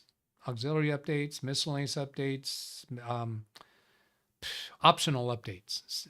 Optional updates, it might be offering to reinstall Killer. But I don't think so, for a reason we'll get to. Launch the installer back and just use disable killer software. The software is installed but not launched. Better live with an unarmed enemy than a constantly respawning one. Manual search for and launch services.msc on your computer. Disable every single killer service. I did go do that after doing the killer uninstaller tool. I went back and looked to see if there was any killer service. There was not. This was, what is this? Read chat, please. Discord? Is that what this is? I don't know. That was Zavi Minor saying the killer network card is manufactured by Intel Corporation. Copilot. Copilot? Wait a minute. Are you joshing me with that? Yeah, I would expect the killer network card, after uninstalling all of the killer application software, is it actually showing up in Device Manager as an Intel network adapter? Wintermute to Zavi Minor. Let's go look at this closer. Killer network card is manufactured by Intel Corporation. Copilot.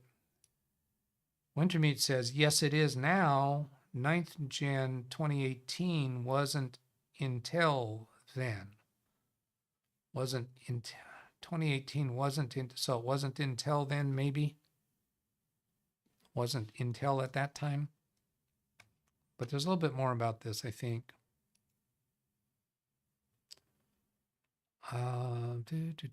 Here I'm showing Windows 10 again. All right, here. Yeah, this is all okay to show. I'm showing a start menu here. Yeah, it's all okay. Read chat, please. All right. Oh, Zavi is saying he asked the AI Copilot. That's why he said Copilot. Killer network card is manufactured by Intel. Yeah. Read chat, please. There's another one. Waiting for it to show up in OBS. There it is. Ran Israel to Wintermute at 12:45 your time. Now, I think he's pointing out something at 45 minutes past the hour from Ran Israel. He's really, that's a conversation between him and Wintermute, but I'm going to get nosy. So I'm looking for something from Ran Israel, 12:45, I think. Killer, aka Rivet Networks, was bought by Intel in 2020. Read chat, How old please. is this PC? Ah, okay. Well, I should go look up the installation time. There's another. Oh, this one. Wintermute comment at 12:45. Yeah, okay, I got that. Didn't I? Yeah, Wintermute. All right, so I'm going to take off screen, go bring up my notes for the client and see when these were installed. I should have, oops, gotta spell the name right. So picky. If computers were really smart, they'd know what I meant to type, not what I actually typed. Shouldn't they? Oh, October of 2020. So that was right at the time of that change. Yeah, October 2020. Was bought by Intel in 2020. This computer would have been manufactured before October 2020. So that's a gray area. I'm going to do my best to have Doug change a setting. I think this is regarding that chat comment thing. We'll have to look at that. I'll look back through your comments after this show. Because we are approaching end time here. So here, what I'm showing here is uninstalling Killer Intelligence Center before I use the removal tool.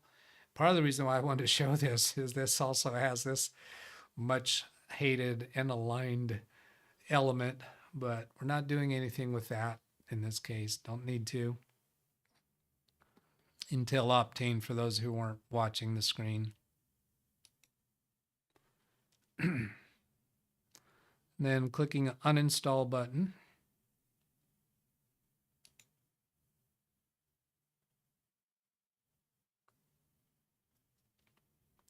And then this documents that Killer Intelligence Center is no longer present.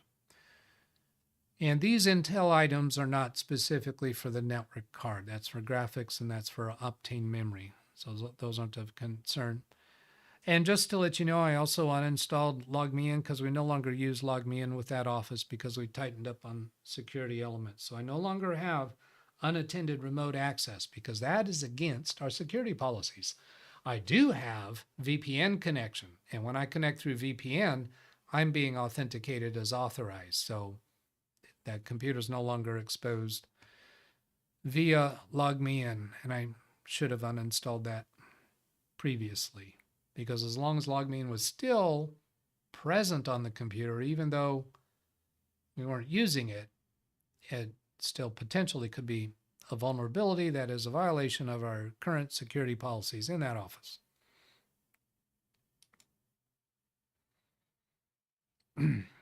Here's Major Geeks, where I'm going to get that. Oh, that's interesting. The date of this was also in 2020, earlier in 2020. Requires Windows 10. Well, what happens if you have Windows 11? Well, I think it'll still work. I'm downloading from Major Geeks.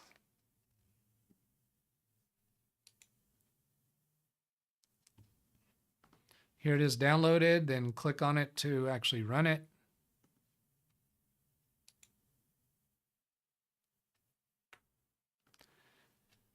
Click run for security warning that you actually want to run the file.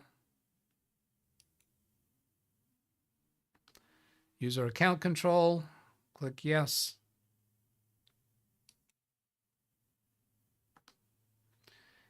Click this button to scan for installed Killer software. This is after I have removed it using the native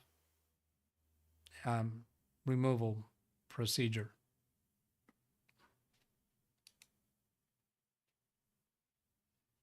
Installs present. No previous installs found. Killer network extension driver found. Killer network component driver found. Killer network service found. Remember I mentioned that I looked in services and did not find it? Well, that's because it was removed at this point. Rivet folder and System 32 drivers found. Now, isn't that what you said in chat, that it was previously Rivet? Rivet. Yeah, aka Rivet Networks. So Killer used to be called Rivet Networks. Is that now they're called Killer? Is that a branding? Also known as Killer, also known as Rivet Networks. So back then they were using a Rivet folder. It was found. So all these items were found. The Wintermute says Killer is the brand name, and Rivet used to be the brand name. Is that right? As if it matters. But this points out that uninstalling something does not remove all of its elements.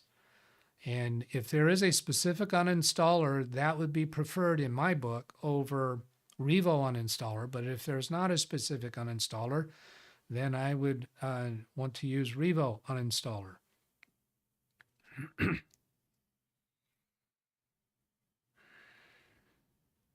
checking the next feature. Rivet was owner of the brand. Intel is the owner now. Okay, Rivet was the owner of Killer.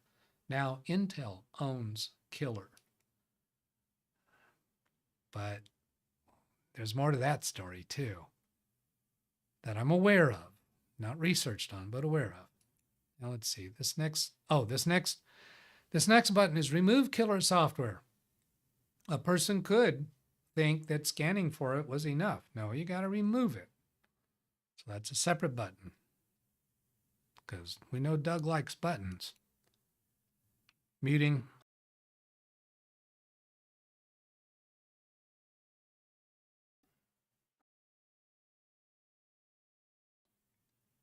All right, so here's the process of removing. Installs present, scan present, calling any present killer uninstaller. No previous installs found. So it looks like it's going to go through these scans again. Calling it, calling any present killer. What is the phone number to dial? I know somebody's going to come up with that phone number. Got a video here that I'm previewing.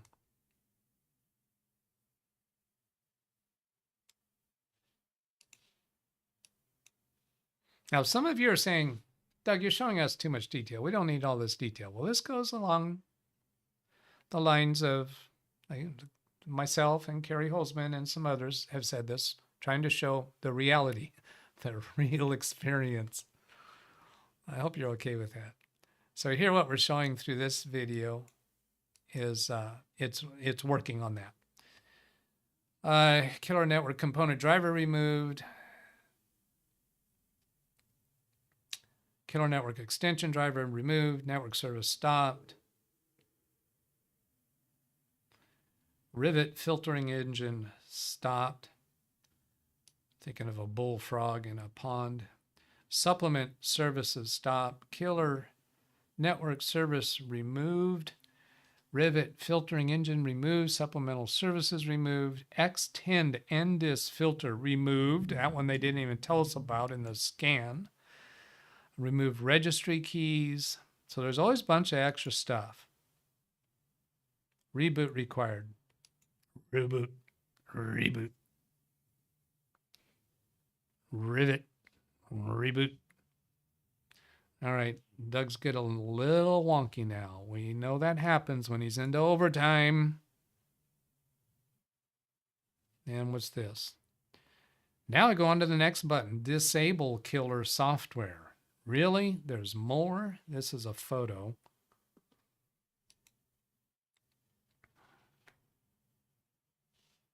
And this is another photo. Disable killer software. Disabling killer software. Reboot required. Removal complete. I'm going to go back one. Removal complete. Reboot required. See, there's a cursor right there. There's nothing after that. Reboot required. So after that, I did get by clicking on disable killer software. So that's disabling the current active killer software, I think. This other stuff, removing it, that doesn't necessarily disable what's currently active in memory. I think that's what this is doing.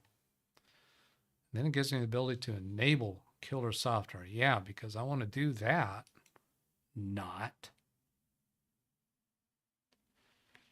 Then here I'm documenting that I'm restarting it at this point. So this is at, now this is at 10:02 a.m.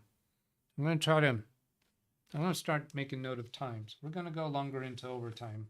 I already saw that Carrie did not have a show scheduled. 10:02, because there's more to the story.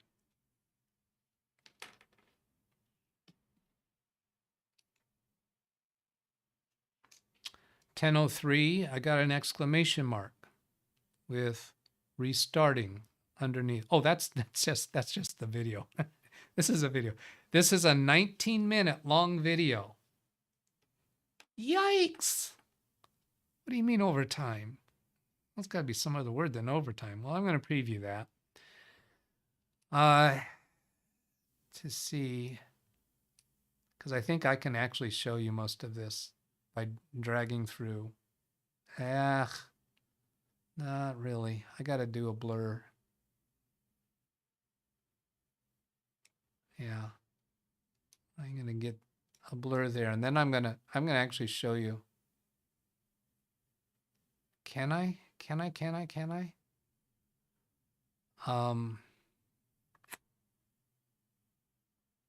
Goes to there, and then there.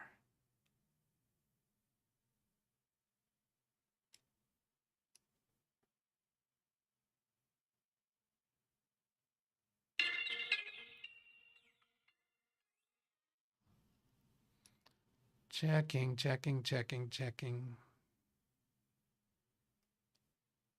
All right, here's the way I'll do this.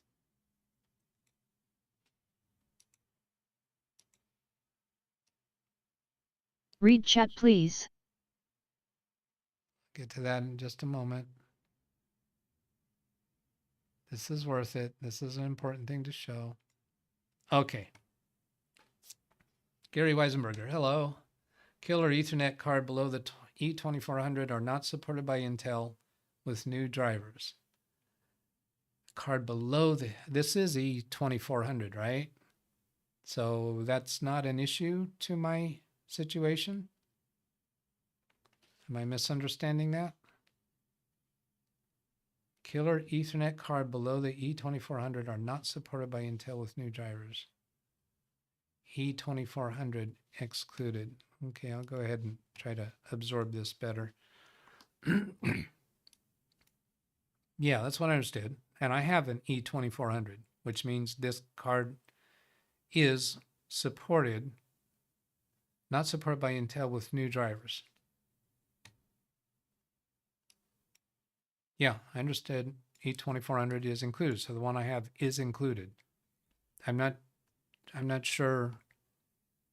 I don't see that you're trying to tell me anything that I'm missing or need to understand, because this card is supported. Oh, he's saying E2400 is not included. Are not supported by Intel with new drivers. Okay, yes. Yeah, actually this does jive with my current understanding.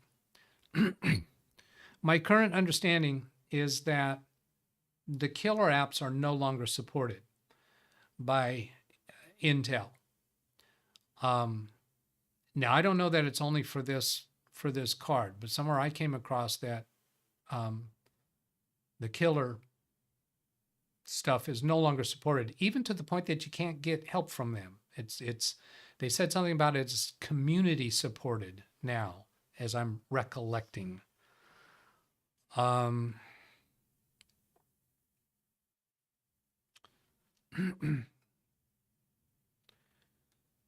I'm not sure what you're taking me to here. I knew I was going to be faced with a screen of a bunch of stuff. I'm not sure what I'm supposed to deduce from this.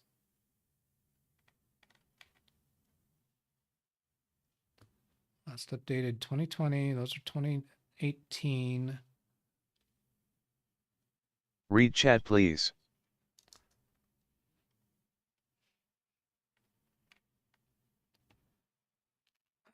Top one is the latest driver. Okay. Yeah, but I'm not sure. I'm sure there's a point to this, but I'm not. Driver model, killer E24 gigabit Ethernet controller. That kind of confirms that that is actually the name of the card. Pegadron Corporation. Rivet. I guess is your point that it's not from Intel, that it's from Rivet? Is that your point?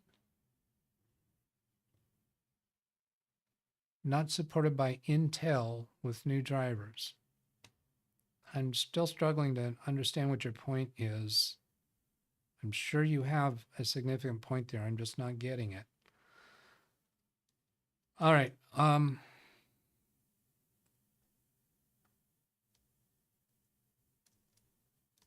Is it just that there's no word of killer in the description? Yeah, he might be typing out a clarification. I don't know. Yeah, there he goes. Selden, this sequence implies to me that killer software is present on all the other Dells in the office. Will you remove it from them too? Probably. Probably. Because it's no longer supported. And they might get messed up if they try to do whatever it is that he had done on his computer that triggered this problem with the killer software. If they come across a time where they do it, then they're going to run into this problem too. So why not just uninstall it? It is no longer supported, as I understand, by Intel, but this is implying that it is supported by Rivet. But this is a driver. This is a networking driver. This is not the killer suite of applications. If you need a driver that is the lightest driver for that card. Oh, okay. That's his point. That's his point. If I want to drive right now, it's functional. It's functional really well. And at this point, if it ain't broke, don't fix it. If Windows Update recognizes it needs that driver, that will probably be included. I'll go look at optional drivers. I wouldn't be at all surprised if that shows up as an optional driver.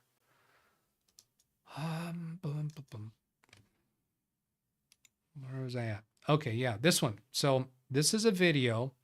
I have it at the 10-minute, 7-second mark. I'm not going to go forward because his username is starting to appear there. This is 8 minutes, 55 seconds long. That's how long it takes to get to the desktop. This right here, I'm going to drag backwards and you'll see that this is all Windows trying to load. If I get back here, that's the restarting prompt. So that's how long this restart took. And I'm going to go up to the towards the end. I'm not going to bring that on screen because his username is so large that I can't blur it out. And it actually gets to the desktop at with 1 minute 20 seconds remaining in that video. And this is such a distance I can show this because we no longer have his large username showing. It just came to the desktop at this point after 17 minutes and 42 seconds on this restart. That is like, I referred to him as an 18-minute reboot. That is after removing killer. That is his reboot time before removing killer. And I improved it somewhat before I left his office, but it's still a really long reboot time. And that's going to be phase 2 for fixing his computer. He doesn't care so much about that because he rarely restarts his computer. Because right now, and I haven't talked to him since Wednesday. I'll probably call him on Monday and ask him how it's going. Now, let's see what we got here. Oh. At Read this chat, point, please. I go back into the killer software uninstaller and do another scan to see if it's finding anything. And it did not. I'm not bringing that up on screen yet. Oh, stupid OBS. I can show you what I'm doing here. I'm having to log in to my YouTube account again because OBS has lost connection. Password.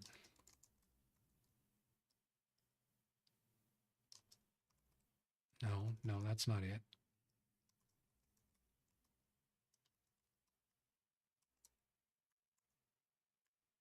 I think that's it. And I know there's a way to configure RoboForm to enter application passwords because that's not in a browser, so RoboForm wouldn't do that. And I have tried that, and I have found it to be not very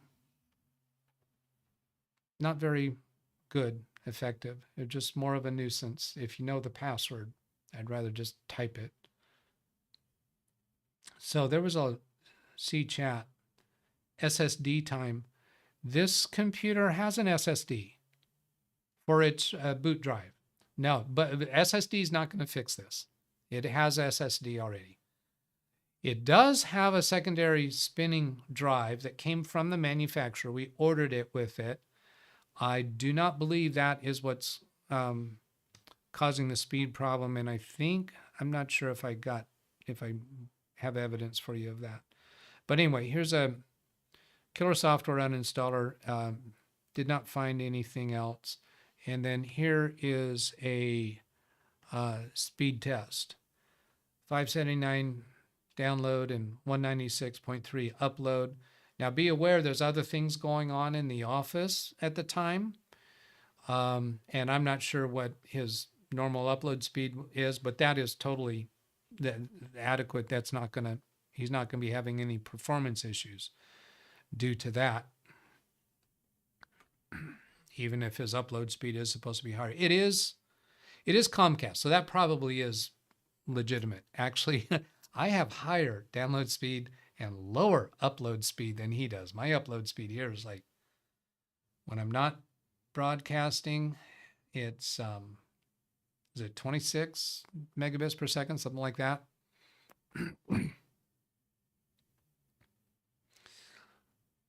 Then next, what do we have? Oh yeah, here we go. Oh, yeah. Crystal disk mark. Checking to see if there's anything I need to cover. Nope. So here's crystal disk mark. Yeah, it has SSD. I don't know the generations and speeds well enough. You can tell me what generation you think that is. That's the C drive for the read and write. And oh, we got it over here, NVMe Express. 39,000 hours, blue. Do you care anything else about this? 1 terabyte, Intel. So it's an Intel SSD. I don't know what gen it is. And Zavi says, I don't see a connection between network card and the problem with the drive. Well, yeah. Read chat, please. But I think the question about the drive was still perhaps legitimate, because after the killer software was removed, the upload speed was fixed, but the reboot time is not fixed. Jim says that's a low-end Gen 3, 3rd gen. Yeah, as if I care. It's either superb Gen 3 by 2 drive or a lousy by 4 drive. Early SSD speeds. Remember, this was, what did I say, 2020? Yeah, 2020. So before COVID. As if that's what I should use as a landmark. Yeah, 2020. October. Let's see.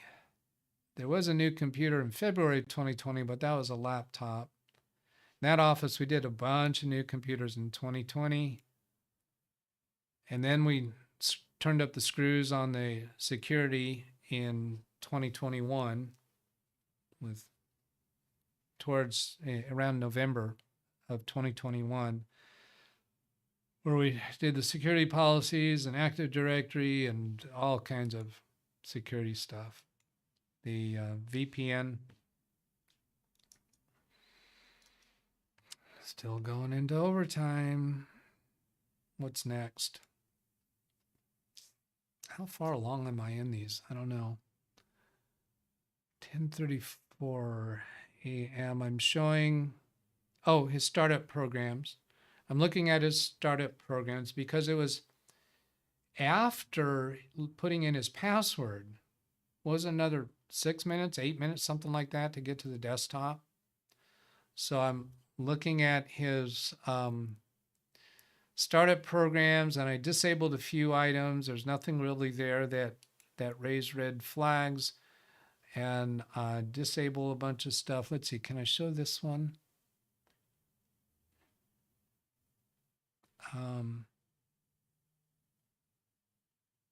Yeah, I think so. So I go through a bunch of stuff. There were 2 auto launching programs, LinkedIn and something else. And I asked him if he needs those, and he says no. So I disabled both of those that were actually opening up Windows when he gets to his desktop. So I went through and disabled all the things that I thought weren't needed. And then, LinkedIn was auto launching, so I turned off its auto launch from the sys tray. Disabled Microsoft Teams. Did not uninstall it because he very likely interacts with other offices where they might Might use Teams, but I don't know. And then got PC Manager was auto launching. I'm not down on PC Manager at all. I think I was just documenting this. I'm not sure I turned it off. I'm not aware of what this checkbox, restore settings to ensure the native Windows experience. That sounds to me like any customization you've done of settings in Windows, this might restore them to what Microsoft wants. So I removed that check mark. He didn't have any complaints about making settings changes that weren't sticking. I did disable PC Manager. It disabled iTunes. Oh, I took a picture of each thing that I disabled. Disabled Dell Mobile Connect Startup. Disabled something called Program. That's always, let's see, can I show this screen? Yeah. This, when something shows up in Startup as Program, that means something that's on a registry run key that is a path or a program name that no longer exists. So you can go browse through the run keys in the registry to find that. And I did go look for that and did not find it. And I just didn't worry about it because it doesn't matter. But sometimes people have been concerned about seeing something. When I first saw this, my first experience with this, I thought it was some kind of infection, but no. It's just a program that was set up in a run key somewhere along the line, and then subsequent to that, that program's been uninstalled or no longer there, or name has changed or something, and it just didn't clean up after itself. At least that's what I found every time I've tracked it down. And uninstalled the LogMeIn programs. I told you that already. Clicking through these, don't need to show them to you. Disabling Dell Mobile Connect Startup.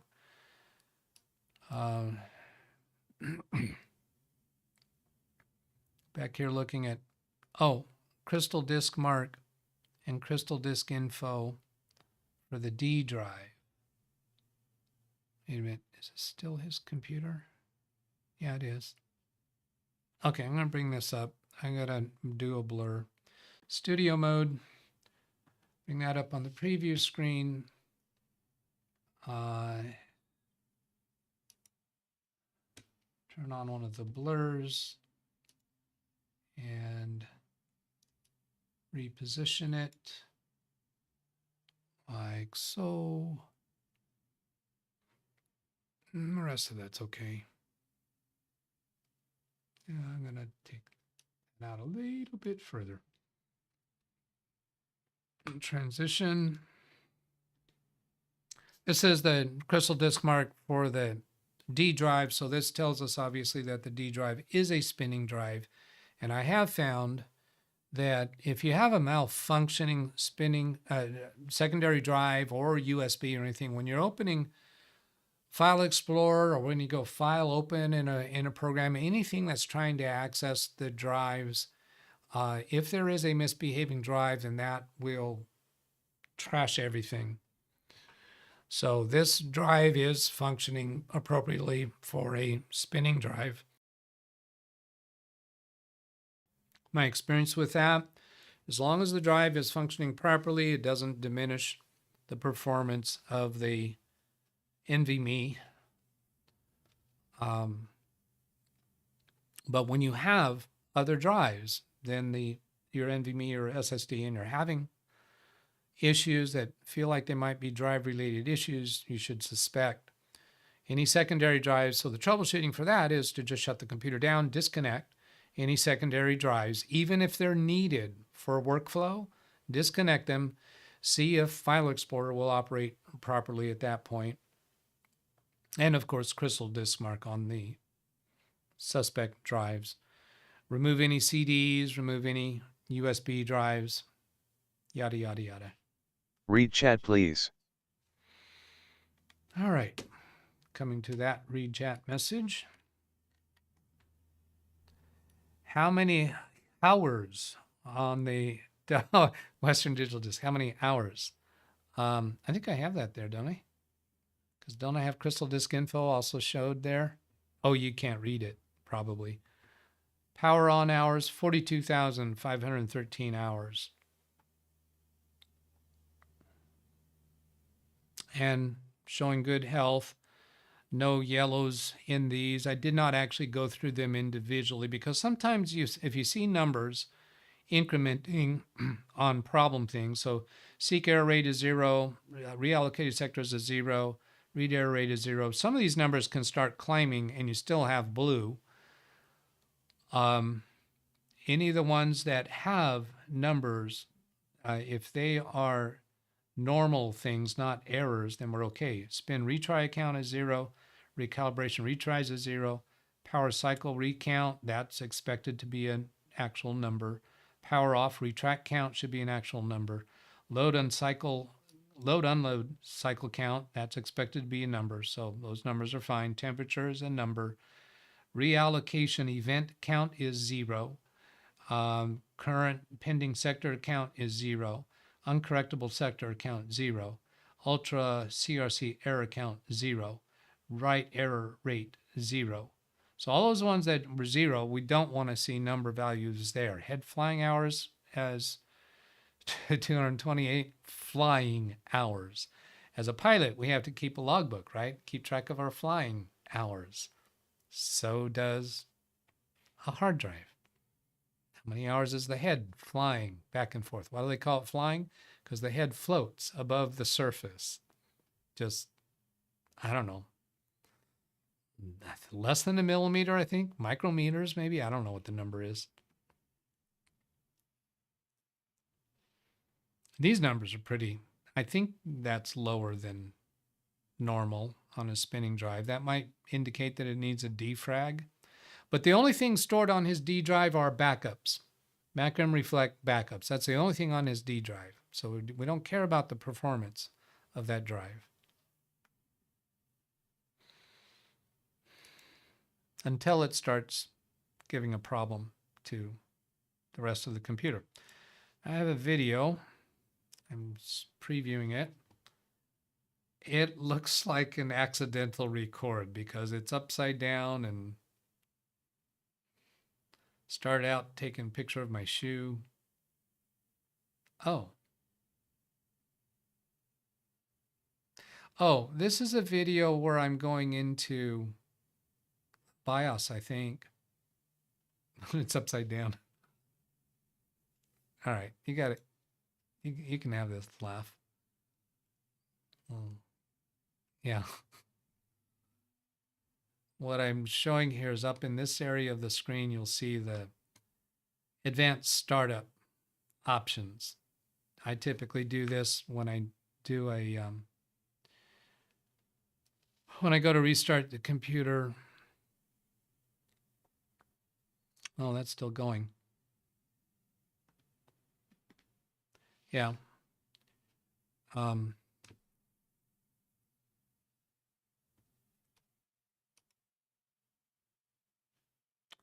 did I do this? Yeah, I'll go back one. When I get into BIOS or boot from a USB drive, I'll typically go to a Windows button and then power button and then hold down the shift key when I click restart, because I know that's going to work. And the keys on the keyboard are just not reliable enough to suit me.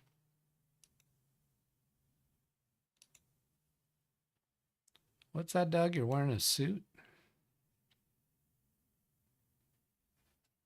Now what? I'm previewing another video.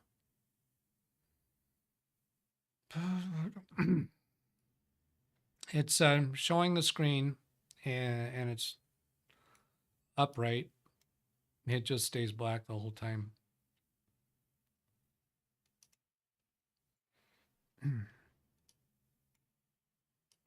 Oh, I think here I'm showing that I can't get into BIOS. Yes, that is what it was. Remember when I turned the power button on and couldn't get the computer to come up on screen? Because we're not done yet with this computer and its problems. If you think I'm about to end and you want to, because you got something else to go do, just mark your point that we're an hour, we're 2.5 hours into the video. So just make a note to yourself, 2.5 hours into the video. Come back at a later time and just scrub forward the 2.5 hour mark, and then you can watch it again because we got a ways to go yet, I think. So this fails to come up into the BIOS. That's what I'm trying to get into. I can't get into BIOS. Here's another video, 3.5 minutes long. And I think it goes all the way through this video and fails. Oh, what am I doing there?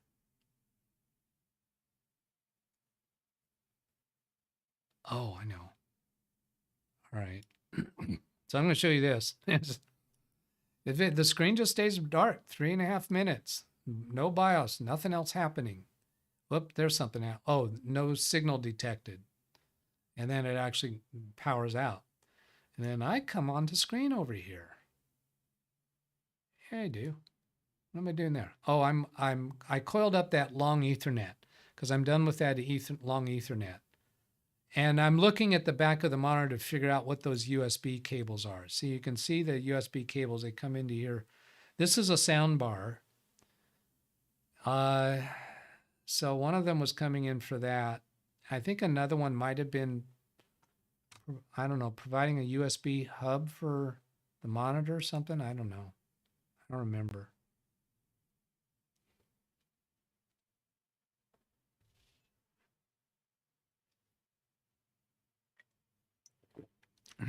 All right, scrubbing forward. Nothing else happens there.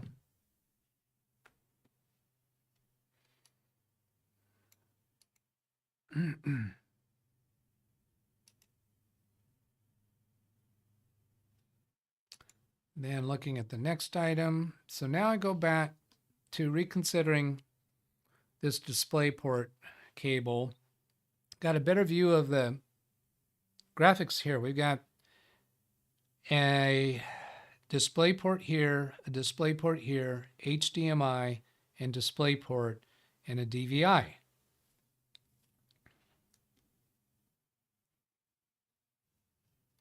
I think it's called DVI-D when it's got all those sockets to where you could do a dual monitor off of that. So you get a little pigtail that plugs into there and has 2 DVI ports on the ends of it.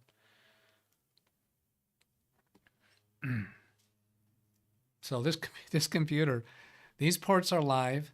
So there's 1, 2, 3, 4, 5, 6, 7, 8.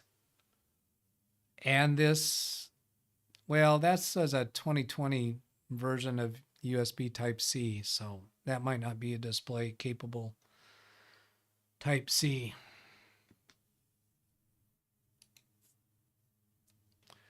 I go to open the computer. This part here pulls out away from the computer to slide the panels off of here to release these hooks. And this side panel comes off that way. These business class computers from Dell, they always have interesting structure to them. This is showing another view of that same thing. And you see instructions here for doing the next step. That's another thing about these business class computers. They give instructions to the technician how to do things. Here's a better view of those instructions. It's showing up here, and then this swings out. So there's you can see on this bracket here and this curved part here an indication that this is where the hinge is and that this whole area here swings out. These 2 up arrows are for, let's see if I get better. Yeah, this is referencing that one. And there's another one back here. Oh, this one down here. So it's push that one up, push that one up. Is that right? Yeah, that up arrow, it's above the latch that we're supposed to push up. I was happy to have those because it's a little difficult to figure out how to open this thing without those, without that instruction. Okay, next. I put it on the workbench. Computers in an office are much easier to work on with a workbench. There's pretty much always a workbench already there. Here's my workbench. The nearby trash can. Just pull it out and set the computer down on it. Makes a real convenient workbench while I'm sitting in a chair. And you saw my kneeling pad, my brown kneeling pad. Okay, I'll go ahead and show it again because you didn't see it.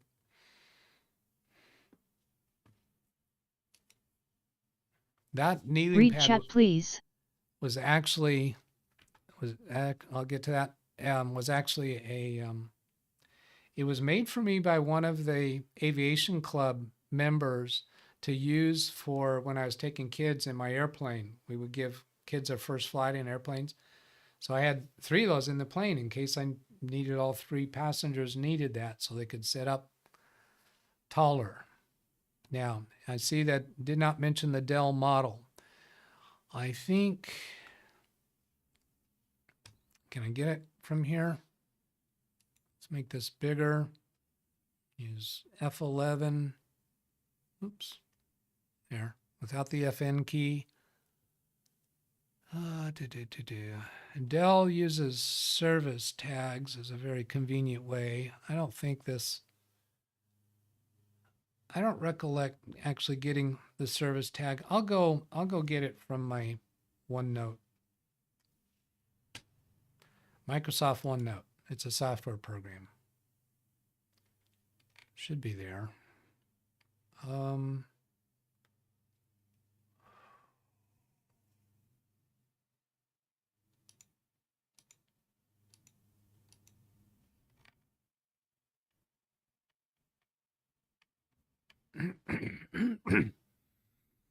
Okay, I'm gonna this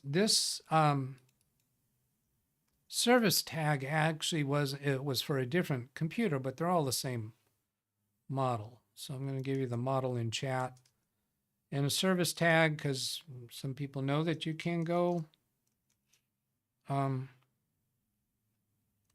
search that on Dell's website and get more specifics about the computer with that service tag. Now you're going to see when I press the enter key, I'm going to turn off the blur. When I press the enter key, you'll see how long it takes before it shows up for you. Although there's a latency, so when OBS sends the video out, there's a latency before you see the video. So when you see the video compared to when this shows up in chat, you might see this show up in chat before you see me press the enter key. That's a weird thing. I think I'm right about that. So here I'm in 3, 2, 1, 0. Now, did you see it come up in chat before you saw it come up on my video in chat? Give me a 1 if I'm right about that. Did it come up on your screen before you saw it come up on my video? Ran Israel says yes, slightly. That, I think, corresponds to the amount of the latency. Because when I'm interacting with you in chat, there's 0 latency. The video that's going out from OBS to YouTube, there's latency there. So my chat messages show up before you see my video. You're all saying yes. That's enough of those yeses. Don't need any more. Somebody said read chat, please, right? Oh, I was asking for the Dell model. Are there 2 video cards? We're getting to that, Phil Stodd. Excellent question, because at this point in my pursuit, I'm still kind of wondering that, right? Or was it obvious at this point? Let's go back here. Yeah, you can't even see the video card here. here's the slots back here, and this panel is concealing the video card. All right. For those who didn't catch it early, I take things off screen because I'm not sure when I'm going to expose when there might be some content that's private. So there's those two levers to push up and then swing out. This is just a closer view. And then they're showing this thing right here. This is not visible on the screen right here, what this is. This is a cutout. We're seeing this wire through the cutout. So this piece where you're seeing the wire with the zip tie, that's got nothing to do with this. This number 3 item is something else. Here you see a piece of it there. Do you remember the day Doug showed us way too many pictures? Here we've got the thing swung out. I'll make that bigger. Is this better, bigger? You like it better, big like that? Give me a 1 in chat if you'll prefer to see these in this full screen view. Or 0 if it doesn't matter.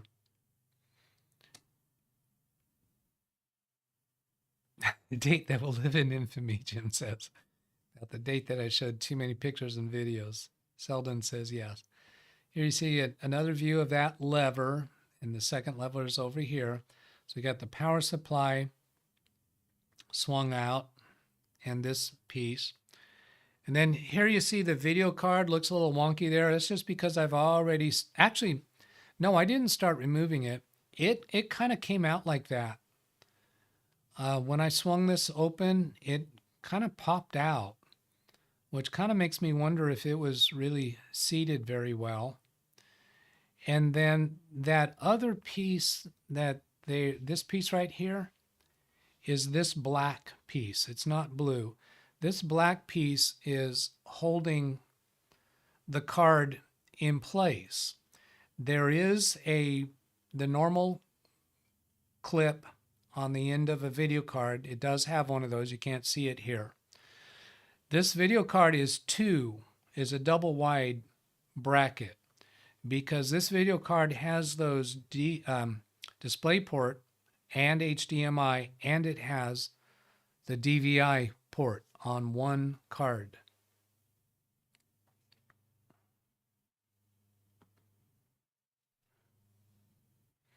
Yeah, Chris says there's nothing to hold those cards in. What holds those cards in is this whole mechanism here. There's that bracket that butts up against some element of this cage here. And this cage, when it's closed, it holds that all in.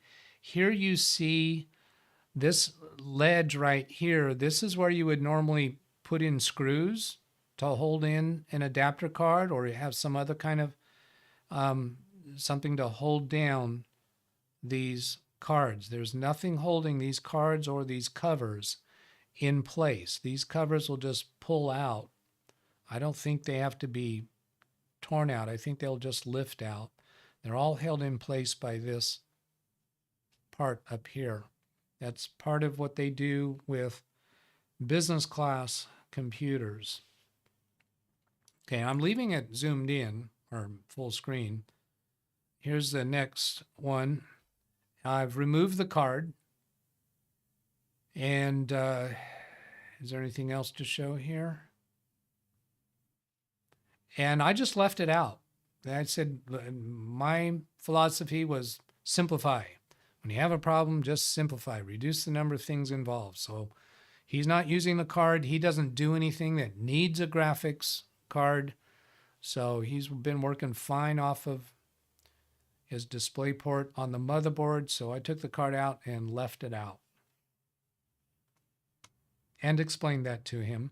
And I told you earlier, there's this little collection of original documentation and components that he's kept down here on the floor. That's where the card is.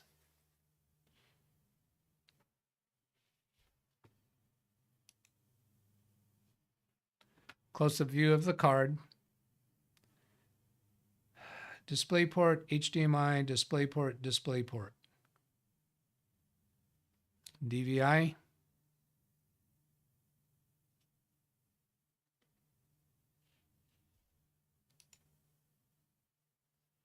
And then just for grins, because I wouldn't have taken a picture of this except for knowing that I might show it to you. This is the mechanism that holds the computer underneath. This is not an inexpensive mechanism. It's very sturdy. The computer was, this side panel, there's a bolt holding it in place. You can loosen the bolt to make this wider or narrower. And it was tightened down, and it took some force to slide the computer out of that slot. It was held in there pretty tightly. I was just remembering another story that this office has experienced in the past, but that's too long to go into now, but it's part of why he has that. Here I've got another video. Let's see, this one is 8.5 minutes long.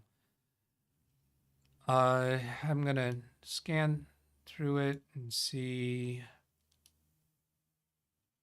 Yeah, okay, so I will show you the beginning of it. I'm in documents, me pressing the power button, and we saw the CD light come on. Let's go back and do that again. Okay, there's a flash on the CD. The power light flashed green and then went off. And then I'm going back up to show the view of the screen. I took that off. And then here we've got the Dell logo. So now that the display card is no longer in there, I think I'm seeing the Dell Splash logo with the display adapter in there. I don't think I was seeing this because I think it was sending this out to the HDMI port on that display adapter. Now I'm going to take that off screen and scrub forward because it takes a long time on that fleshing bowl icon.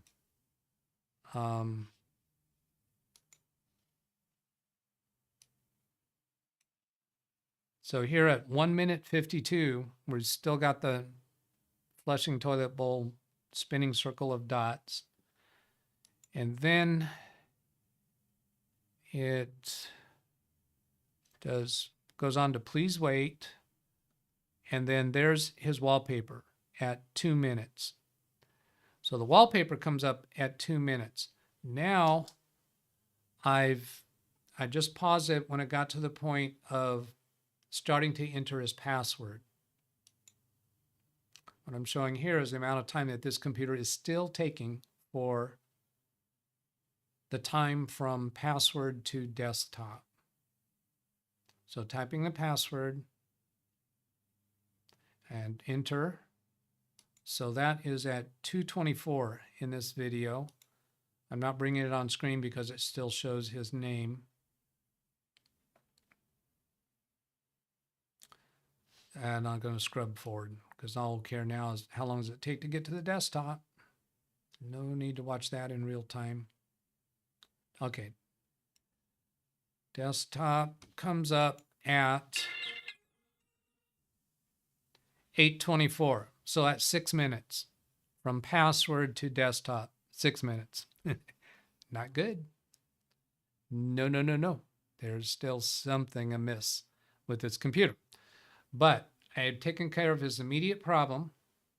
It's now taking 6 minutes to desktop rather than 18, 16, whatever it was we found earlier. And that 18 minutes earlier, I said that maybe the Windows updates had something to do with that, but no, because on Friday, when I did a restart with him remotely, it took every bit of that. And when I told him the first, before removing that card was 18, or before removing killer was 18. When was it? Yeah, before was I removed killer. How was the boot time after? Yeah, after removing killer, I think we had like an 8 minute to desktop. I see there's so much now I don't remember.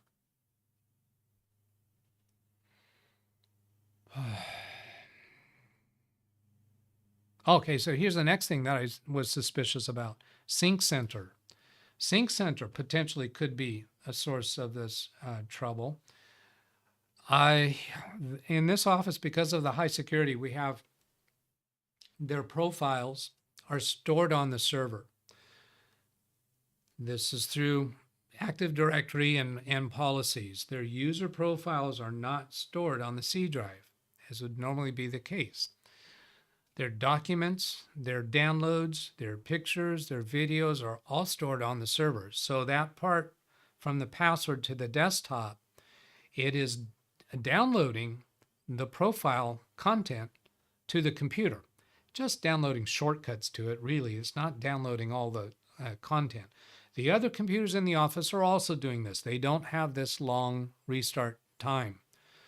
But this computer has conflicts for Sync Center. Conflicts indicate that something has changed on the computer and changed on the server in such a way that the Sync Center is unable to properly synchronize them. So we have to go fix that.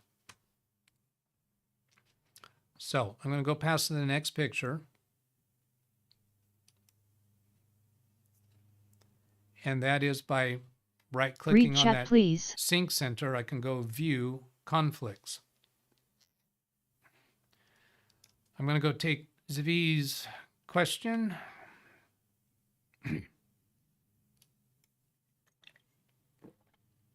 Link question. Well done. Zvi does this so good. When he gives me an exclamation mark, see, he does so good. Thank you so much, Zvi, for guiding me. Because otherwise I would have just gone up to the link and been stumbling around. I saw software for Intel Optane memory earlier. Why? Maybe that's reason for a long time boot. That is on my suspect list. Manuals. Now it's there obviously because that Dell puts it there. It comes with Optane. Now, I think the need for Optane is far less with NVMe drives. I mean, Optane really? When you have an NVMe drive? Why? And what does he find in the manual? Enabling Intel Optane memory. On the taskbar, search box, type Intel Rapid Storage Technology. Enable Optane memory. On the warning screen, select a compatible fast drive. So this is to enable it. Not sure. I'd be more interested in disabling it. Optane memory, as I understand, is an element of some form of memory that is separate from the drive. Back in the days of hard drives with Optane, I think some of them included the Optane memory on a circuit board built into the drive. It might be a separate chip. I don't know that real well, but the idea behind it with spinning drives is that it would cache content from the hard drive that it thinks that you need, but that Optane memory is actually part of the drive.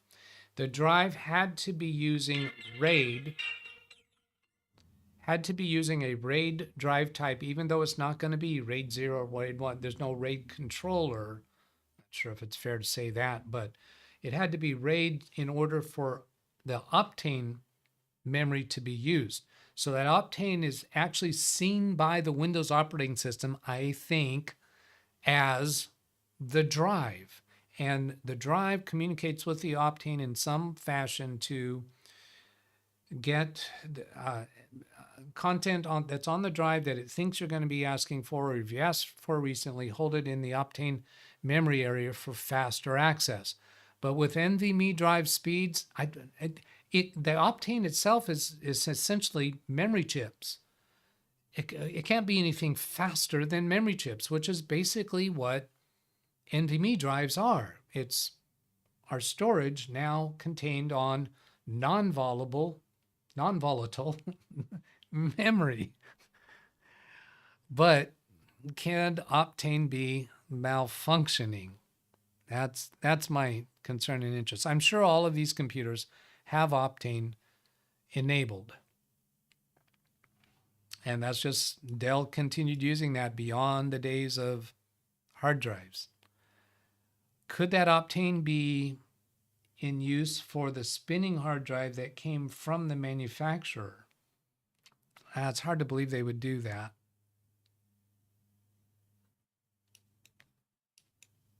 All right, so I think I've responded to that. If it does not have Optane, uninstall the Optane software. I'm sure it has Optane. And in order, if I wanted to uninstall that, I think I have to make a backup image of the drive, go to BIOS and change it to away from RAID and go to AHCI, I think is the alternative. And then restore as though I'm restoring to a new drive. I don't think you can just turn off Optane. Yeah, I knew Jim would have a reaction to that. Yeah, I don't think that's a simple task to neuter the computer from Optane. I somehow like that word because we're dealing with Optane. Let's neuter. But we're not really neutering the computer. The computer would be fine without it because it has NVMe. Yeah, Chris has it. Chris has that infection. Where? Oh, this is always difficult to get back. When I have the iCloud photos maximized like that, it's hard to get back to them. Because, oh, that is it. There it is. Okay. Because I can't see all the tabs. When I do Alt Tab, it only shows me this maximized image.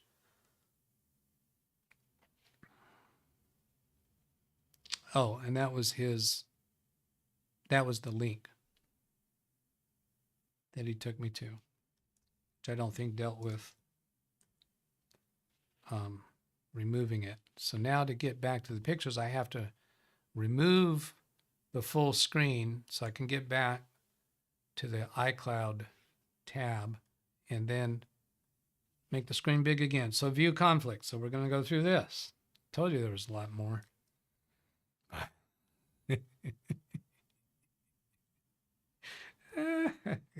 Yeah, this is all okay. I don't think there's anything personally identifiable in this. These are the conflicts.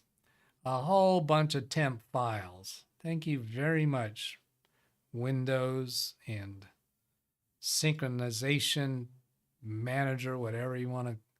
Really? Can't you resolve the temp files yourself? These are all December 11th. That was the day that I was there. So these are probably, these may have happened because of the stuff that I was doing. I wasn't getting proper shutdowns. So maybe on proper shutdowns, this stuff doesn't happen. These are all the same date, the same time, temp files. A file was deleted on this computer and changed on the server while this computer was offline. That's what all of these say. Except down here, there's something a little different. Payment details. Okay, an Excel worksheet was changed on this computer and the server while this computer was offline. So that would be because of one of the files that he had open.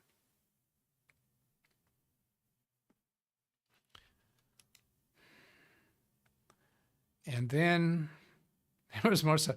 iTunes library. He doesn't use iTunes as far as I know, but there's an iTunes app that was automatically launching. So I think that was the reason for that. And that's all I have to say about that. So then I highlight them all and then click resolve. It's in the kitchen counter cleaner, resolve.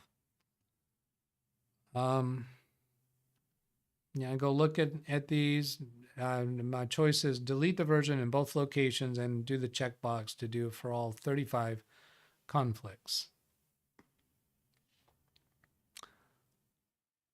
Oh, I didn't do the checkbox on the first one, so I did it on the second one. And then there were more because I didn't actually have them all selected to begin with. So again, checkbox, do this for the next 19 conflicts. And these 3 down here I wanted to consider. Think, oh yeah, because those are the iTunes. So it was pretty quick to just go ahead and resolve those as well.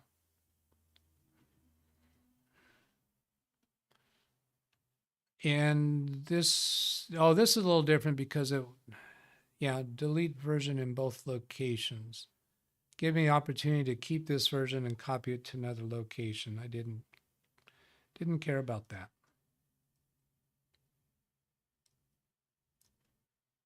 Hammering through some others on the same vein. And then looking around to be sure I can show this. Restart. Now this restart, let's come down to see the time. This was 11:35 a.m. restart.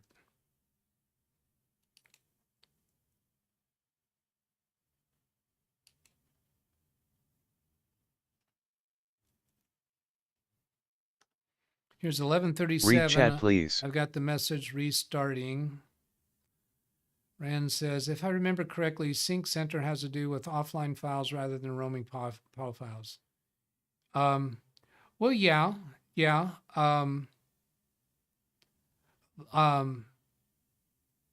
Well, it's kind of the same arena, is it not? Because the idea behind roaming profiles is that you might be logging into different computers, and that's a roaming profile on these computers. Because of the security implementations, we're storing the profiles on the server, and the user does have the capability of logging in at another computer without me configuring it for them because of roaming profiles. So if I remember correctly, Sync Center has to do with offline files. Yeah, but if you have roaming profiles, then you have to have offline files. Offline files indicates the copy of the files that's on your local computer.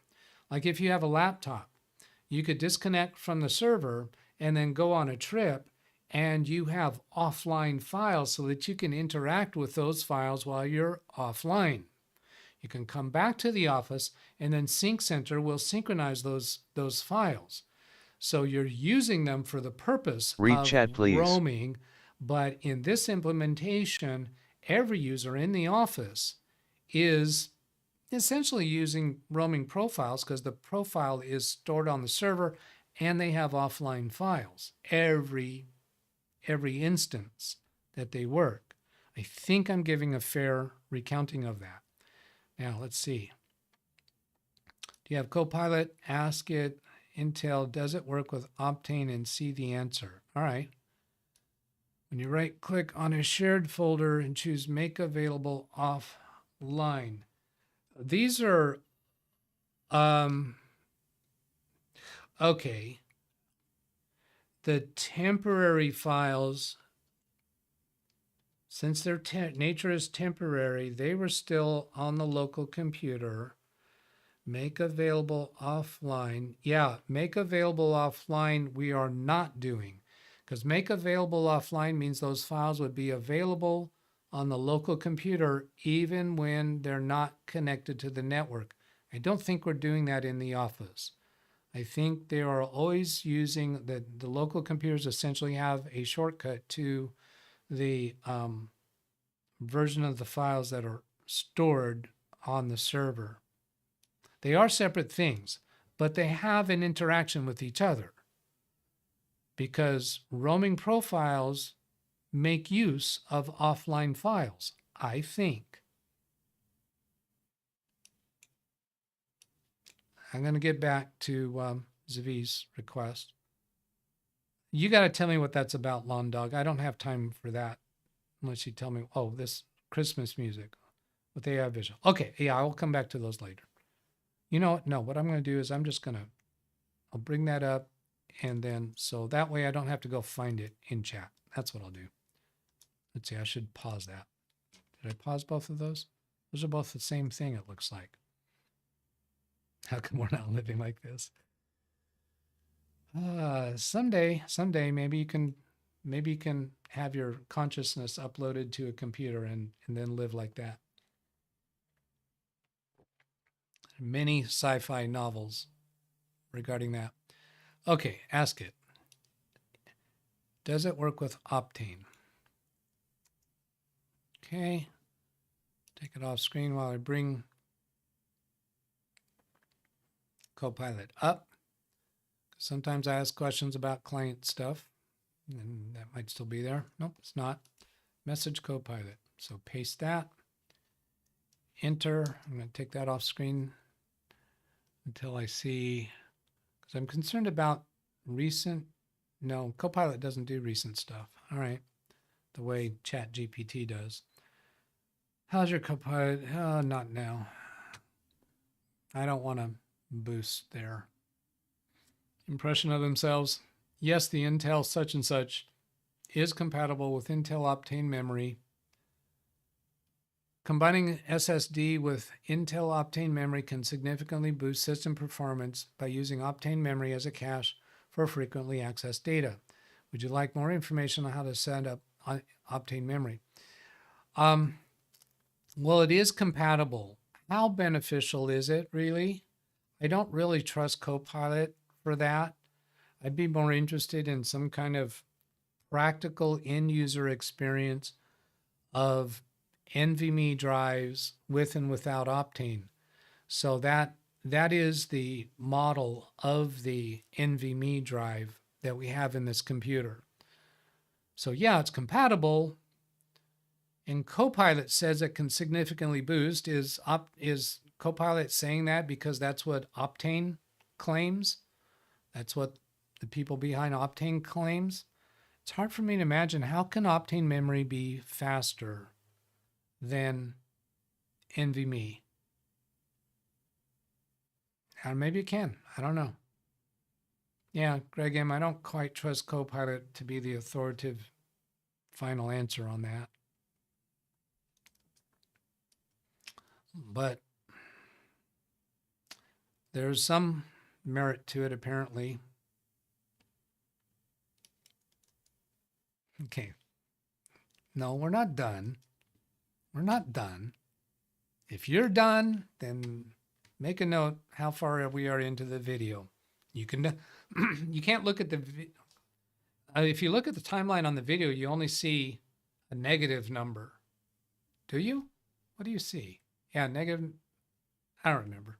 But anyway, you knew that we started at the top of the hour on whatever hour that I started for your time. So if you look at how long we've been going, add that, and that'll tell you how many hours into this. So now we are actually 11, 12, 1, we're 3 hours, 8 minutes into it. I don't really know how much more we got to go.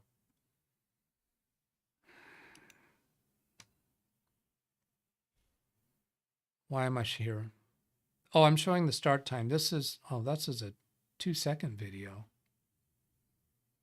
I don't know what I'm showing here. Yeah, it's just 2 seconds of that. I did a restart. What do we have next? 2 seconds. Ah, here's a 7 minutes, 47-second video. I'm not going to bother rotating this. You don't need to see this right side up.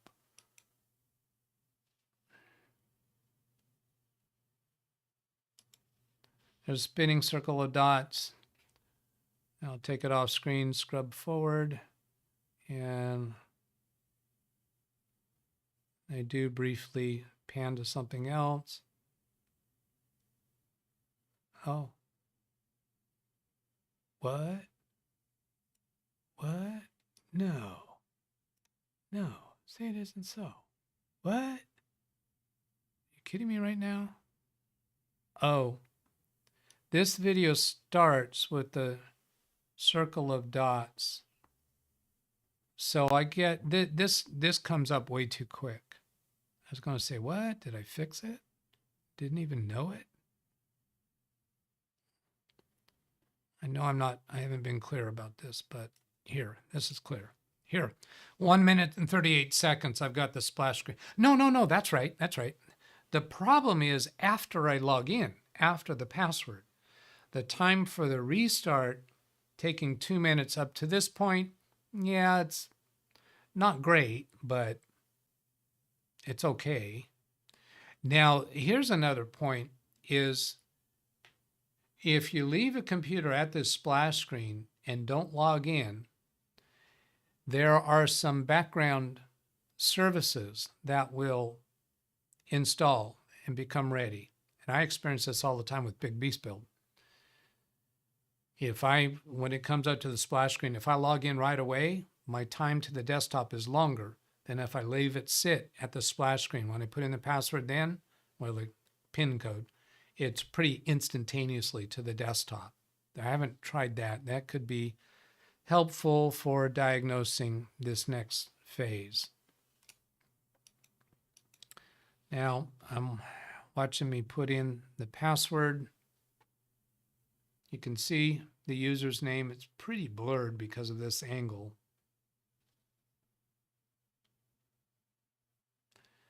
And then I'm going to scrub forward to, let's see. So that was at password entered at 1:54, and then desktop where? There.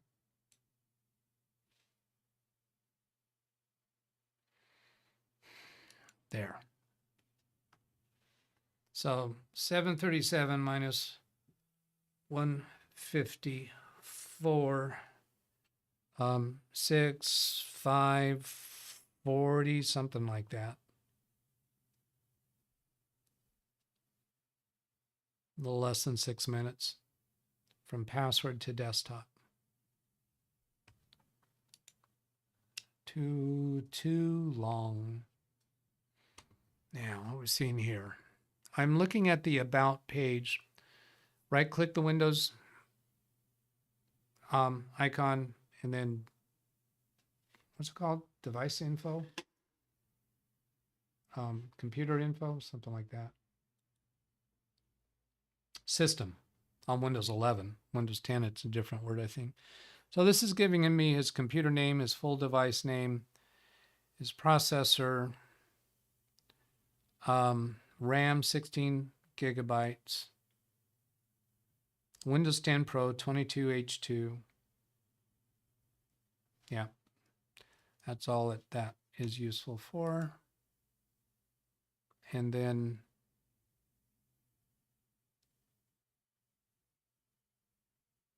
what are we doing here?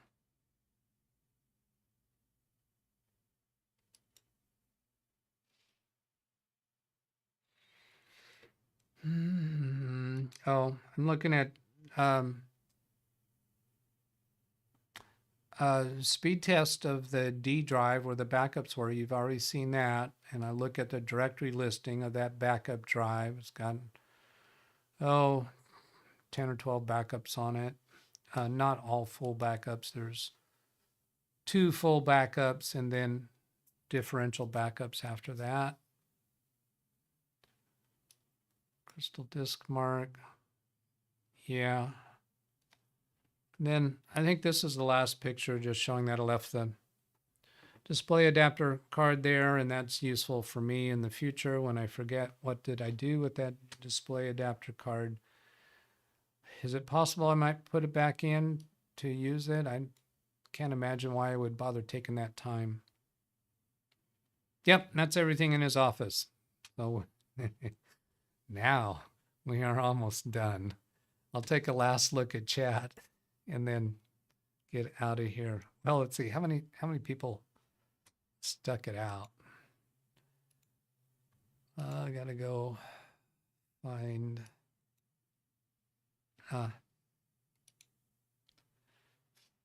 29 watching now. Let's go see what this tells us about. Whoops, I was already there. When people dropped out. Yeah, kind of got weary. People started. I think this might have been when I invited you to leave. When I suggested people might want to leave and come back at a later time. Let's see. There's 9 p.m. Oh, 9 a.m. 11 Read a.m. chat please. 12 p.m. Then a lot of people dropped off.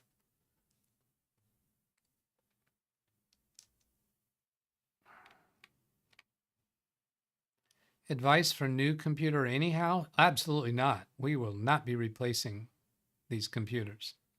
These computers were bought in order to be compliant with Windows 11, and they're configured for the high security settings and the Active Directory. No, absolutely no reason to recommend a new computer at this point. Is that what he was referring to? I mean, I'd have to find that there is actually something defective about the computer, and we're not anywhere near that. What I would do to troubleshoot this is make an image backup of his current C drive and then restore the image backup from one of the other computers to his computer and see how it performs. Now, in doing that, I would need to do that at a time when I can have the other computer shut down, because when I restore somebody else's image backup to this computer, it's going to be using using the security ID of the other computer. And don't want to have those both up and operating at the same time. Or maybe even, here's what I could do is restore one of the other images to his computer, disconnect it from the internet, disconnect from the local network, and see how it goes. The problem there is I can't log in because it's an Active Directory login. It's not, can I log in when I'm not connected? I think I could, because of, might have to reconfigure for offline usage. I'm not sure. But there's plenty of troubleshooting I can do to actually figure out what's going on. Rather than buying Read chat, please. If buying a new computer was at all justified, then just rebuild his computer from scratch. But I don't think it'll come to that. Here's another troubleshooting step. I'll get to that in a moment. Is to create a new user account on his computer. Log in with that user account, one of the other user accounts. That's quick and easy to do. That's much quicker than restoring an image, because we're designed to be able to go to a different computer in this office and log in as somebody else without any significant configuration work. If that user works fine, then that tells us it is something about his profile. Now, I have reason to suspect it is his user account. I think he's had this problem all along, ever since we promoted his computer to Active Directory. I see that comment, Rand. He had an excessively large profile, massively large profile. So the time that it took, we knew that it was taking a long time for him to log in. So I moved his profile files outside of the user profile. It's massive documents and pictures and videos.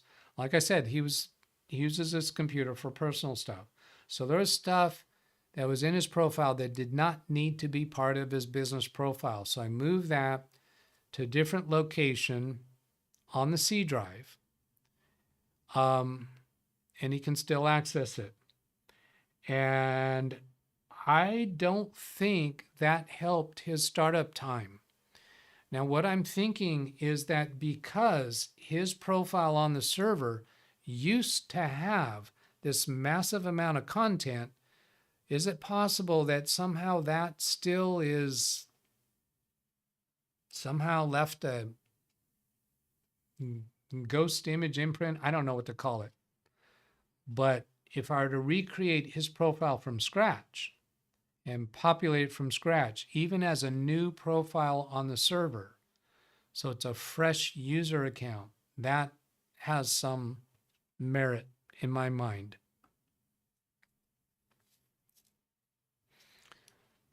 I never maybe be useful in office environment. Oh, man, when I started not when I started my business, but sometimes when I come up with a new client, I go in and check out their office and I see they have, it wasn't Active Directory at that time. It was whatever the predecessor was, where they're logging in to a domain server. What was the other word? I don't know. Directory services, something like that. NT domain, yeah. Some office, I said, you don't need this. Let's just turn this off. I turn that off. And their computers would immediately start working faster because they were doing an NT domain, but they did not implement any security. They all knew each other's passwords. They all had access rights to everything. No, what's the point in a small office? What was happening is I know they were getting IT techs who were trained in the Microsoft way of doing things. And they buy these high-end servers. This company, this office, when I first came upon them, they were hosting their own email with an Exchange server for 5-person office. And nobody was managing that. So I migrated them to some other email host so that they're not hosting it with a Microsoft Exchange server in their 5-person office.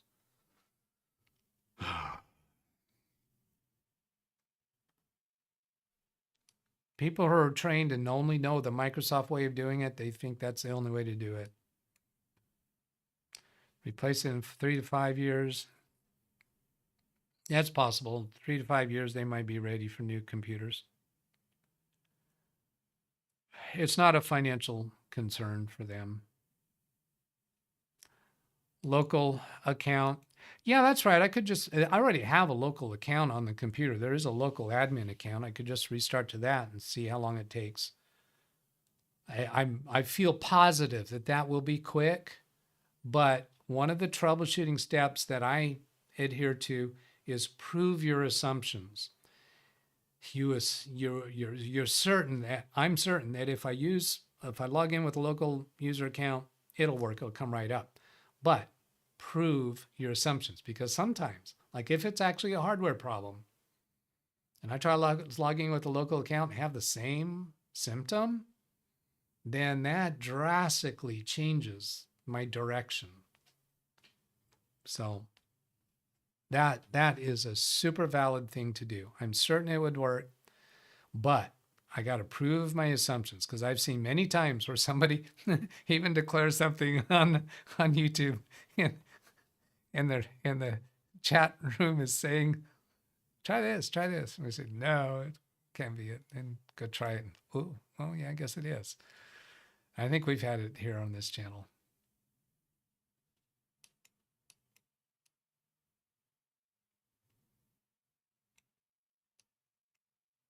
Novell, haven't heard in decades. Somebody mentioned Novell. Yeah, right here. Yeah, I started out as a certified Novell netware engineer. Whoopie-doo. And I did manage quite a few Novell networks. Oh, let's get out of here. Jim, I was being kind. I'm not feeling well. Forgive me. What did he say? Well, something I hadn't heard in a decade. I haven't seen anything derogatory. 9th gen is completely compatible. Maybe replaced in another 3 to 5 years. Yeah. Oh, I guess earlier, was it Jim that said earlier, replace the computer? All right, let's get out of here. Hasta la vista. Goodbye. Sayonara. There's the email address if you want to send a question or a story of something that you've been through that you think would be interesting on this channel. You can send it to an email address. You can make any such comments on any of my videos,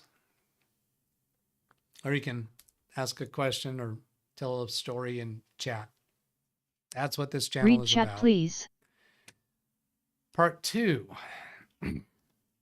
Part 2? I'm not going to do a part 2. Oh, I guess We're not going to do anything more on this computer for a while because he's functional. And I think he needs to get over the trauma of his unfunctional experience. I guess you're asking a part 2 for this issue. I don't see that coming soon. All right. Goodbye. Button. Here's a button. There's a button. Everywhere a button. That's all, folks.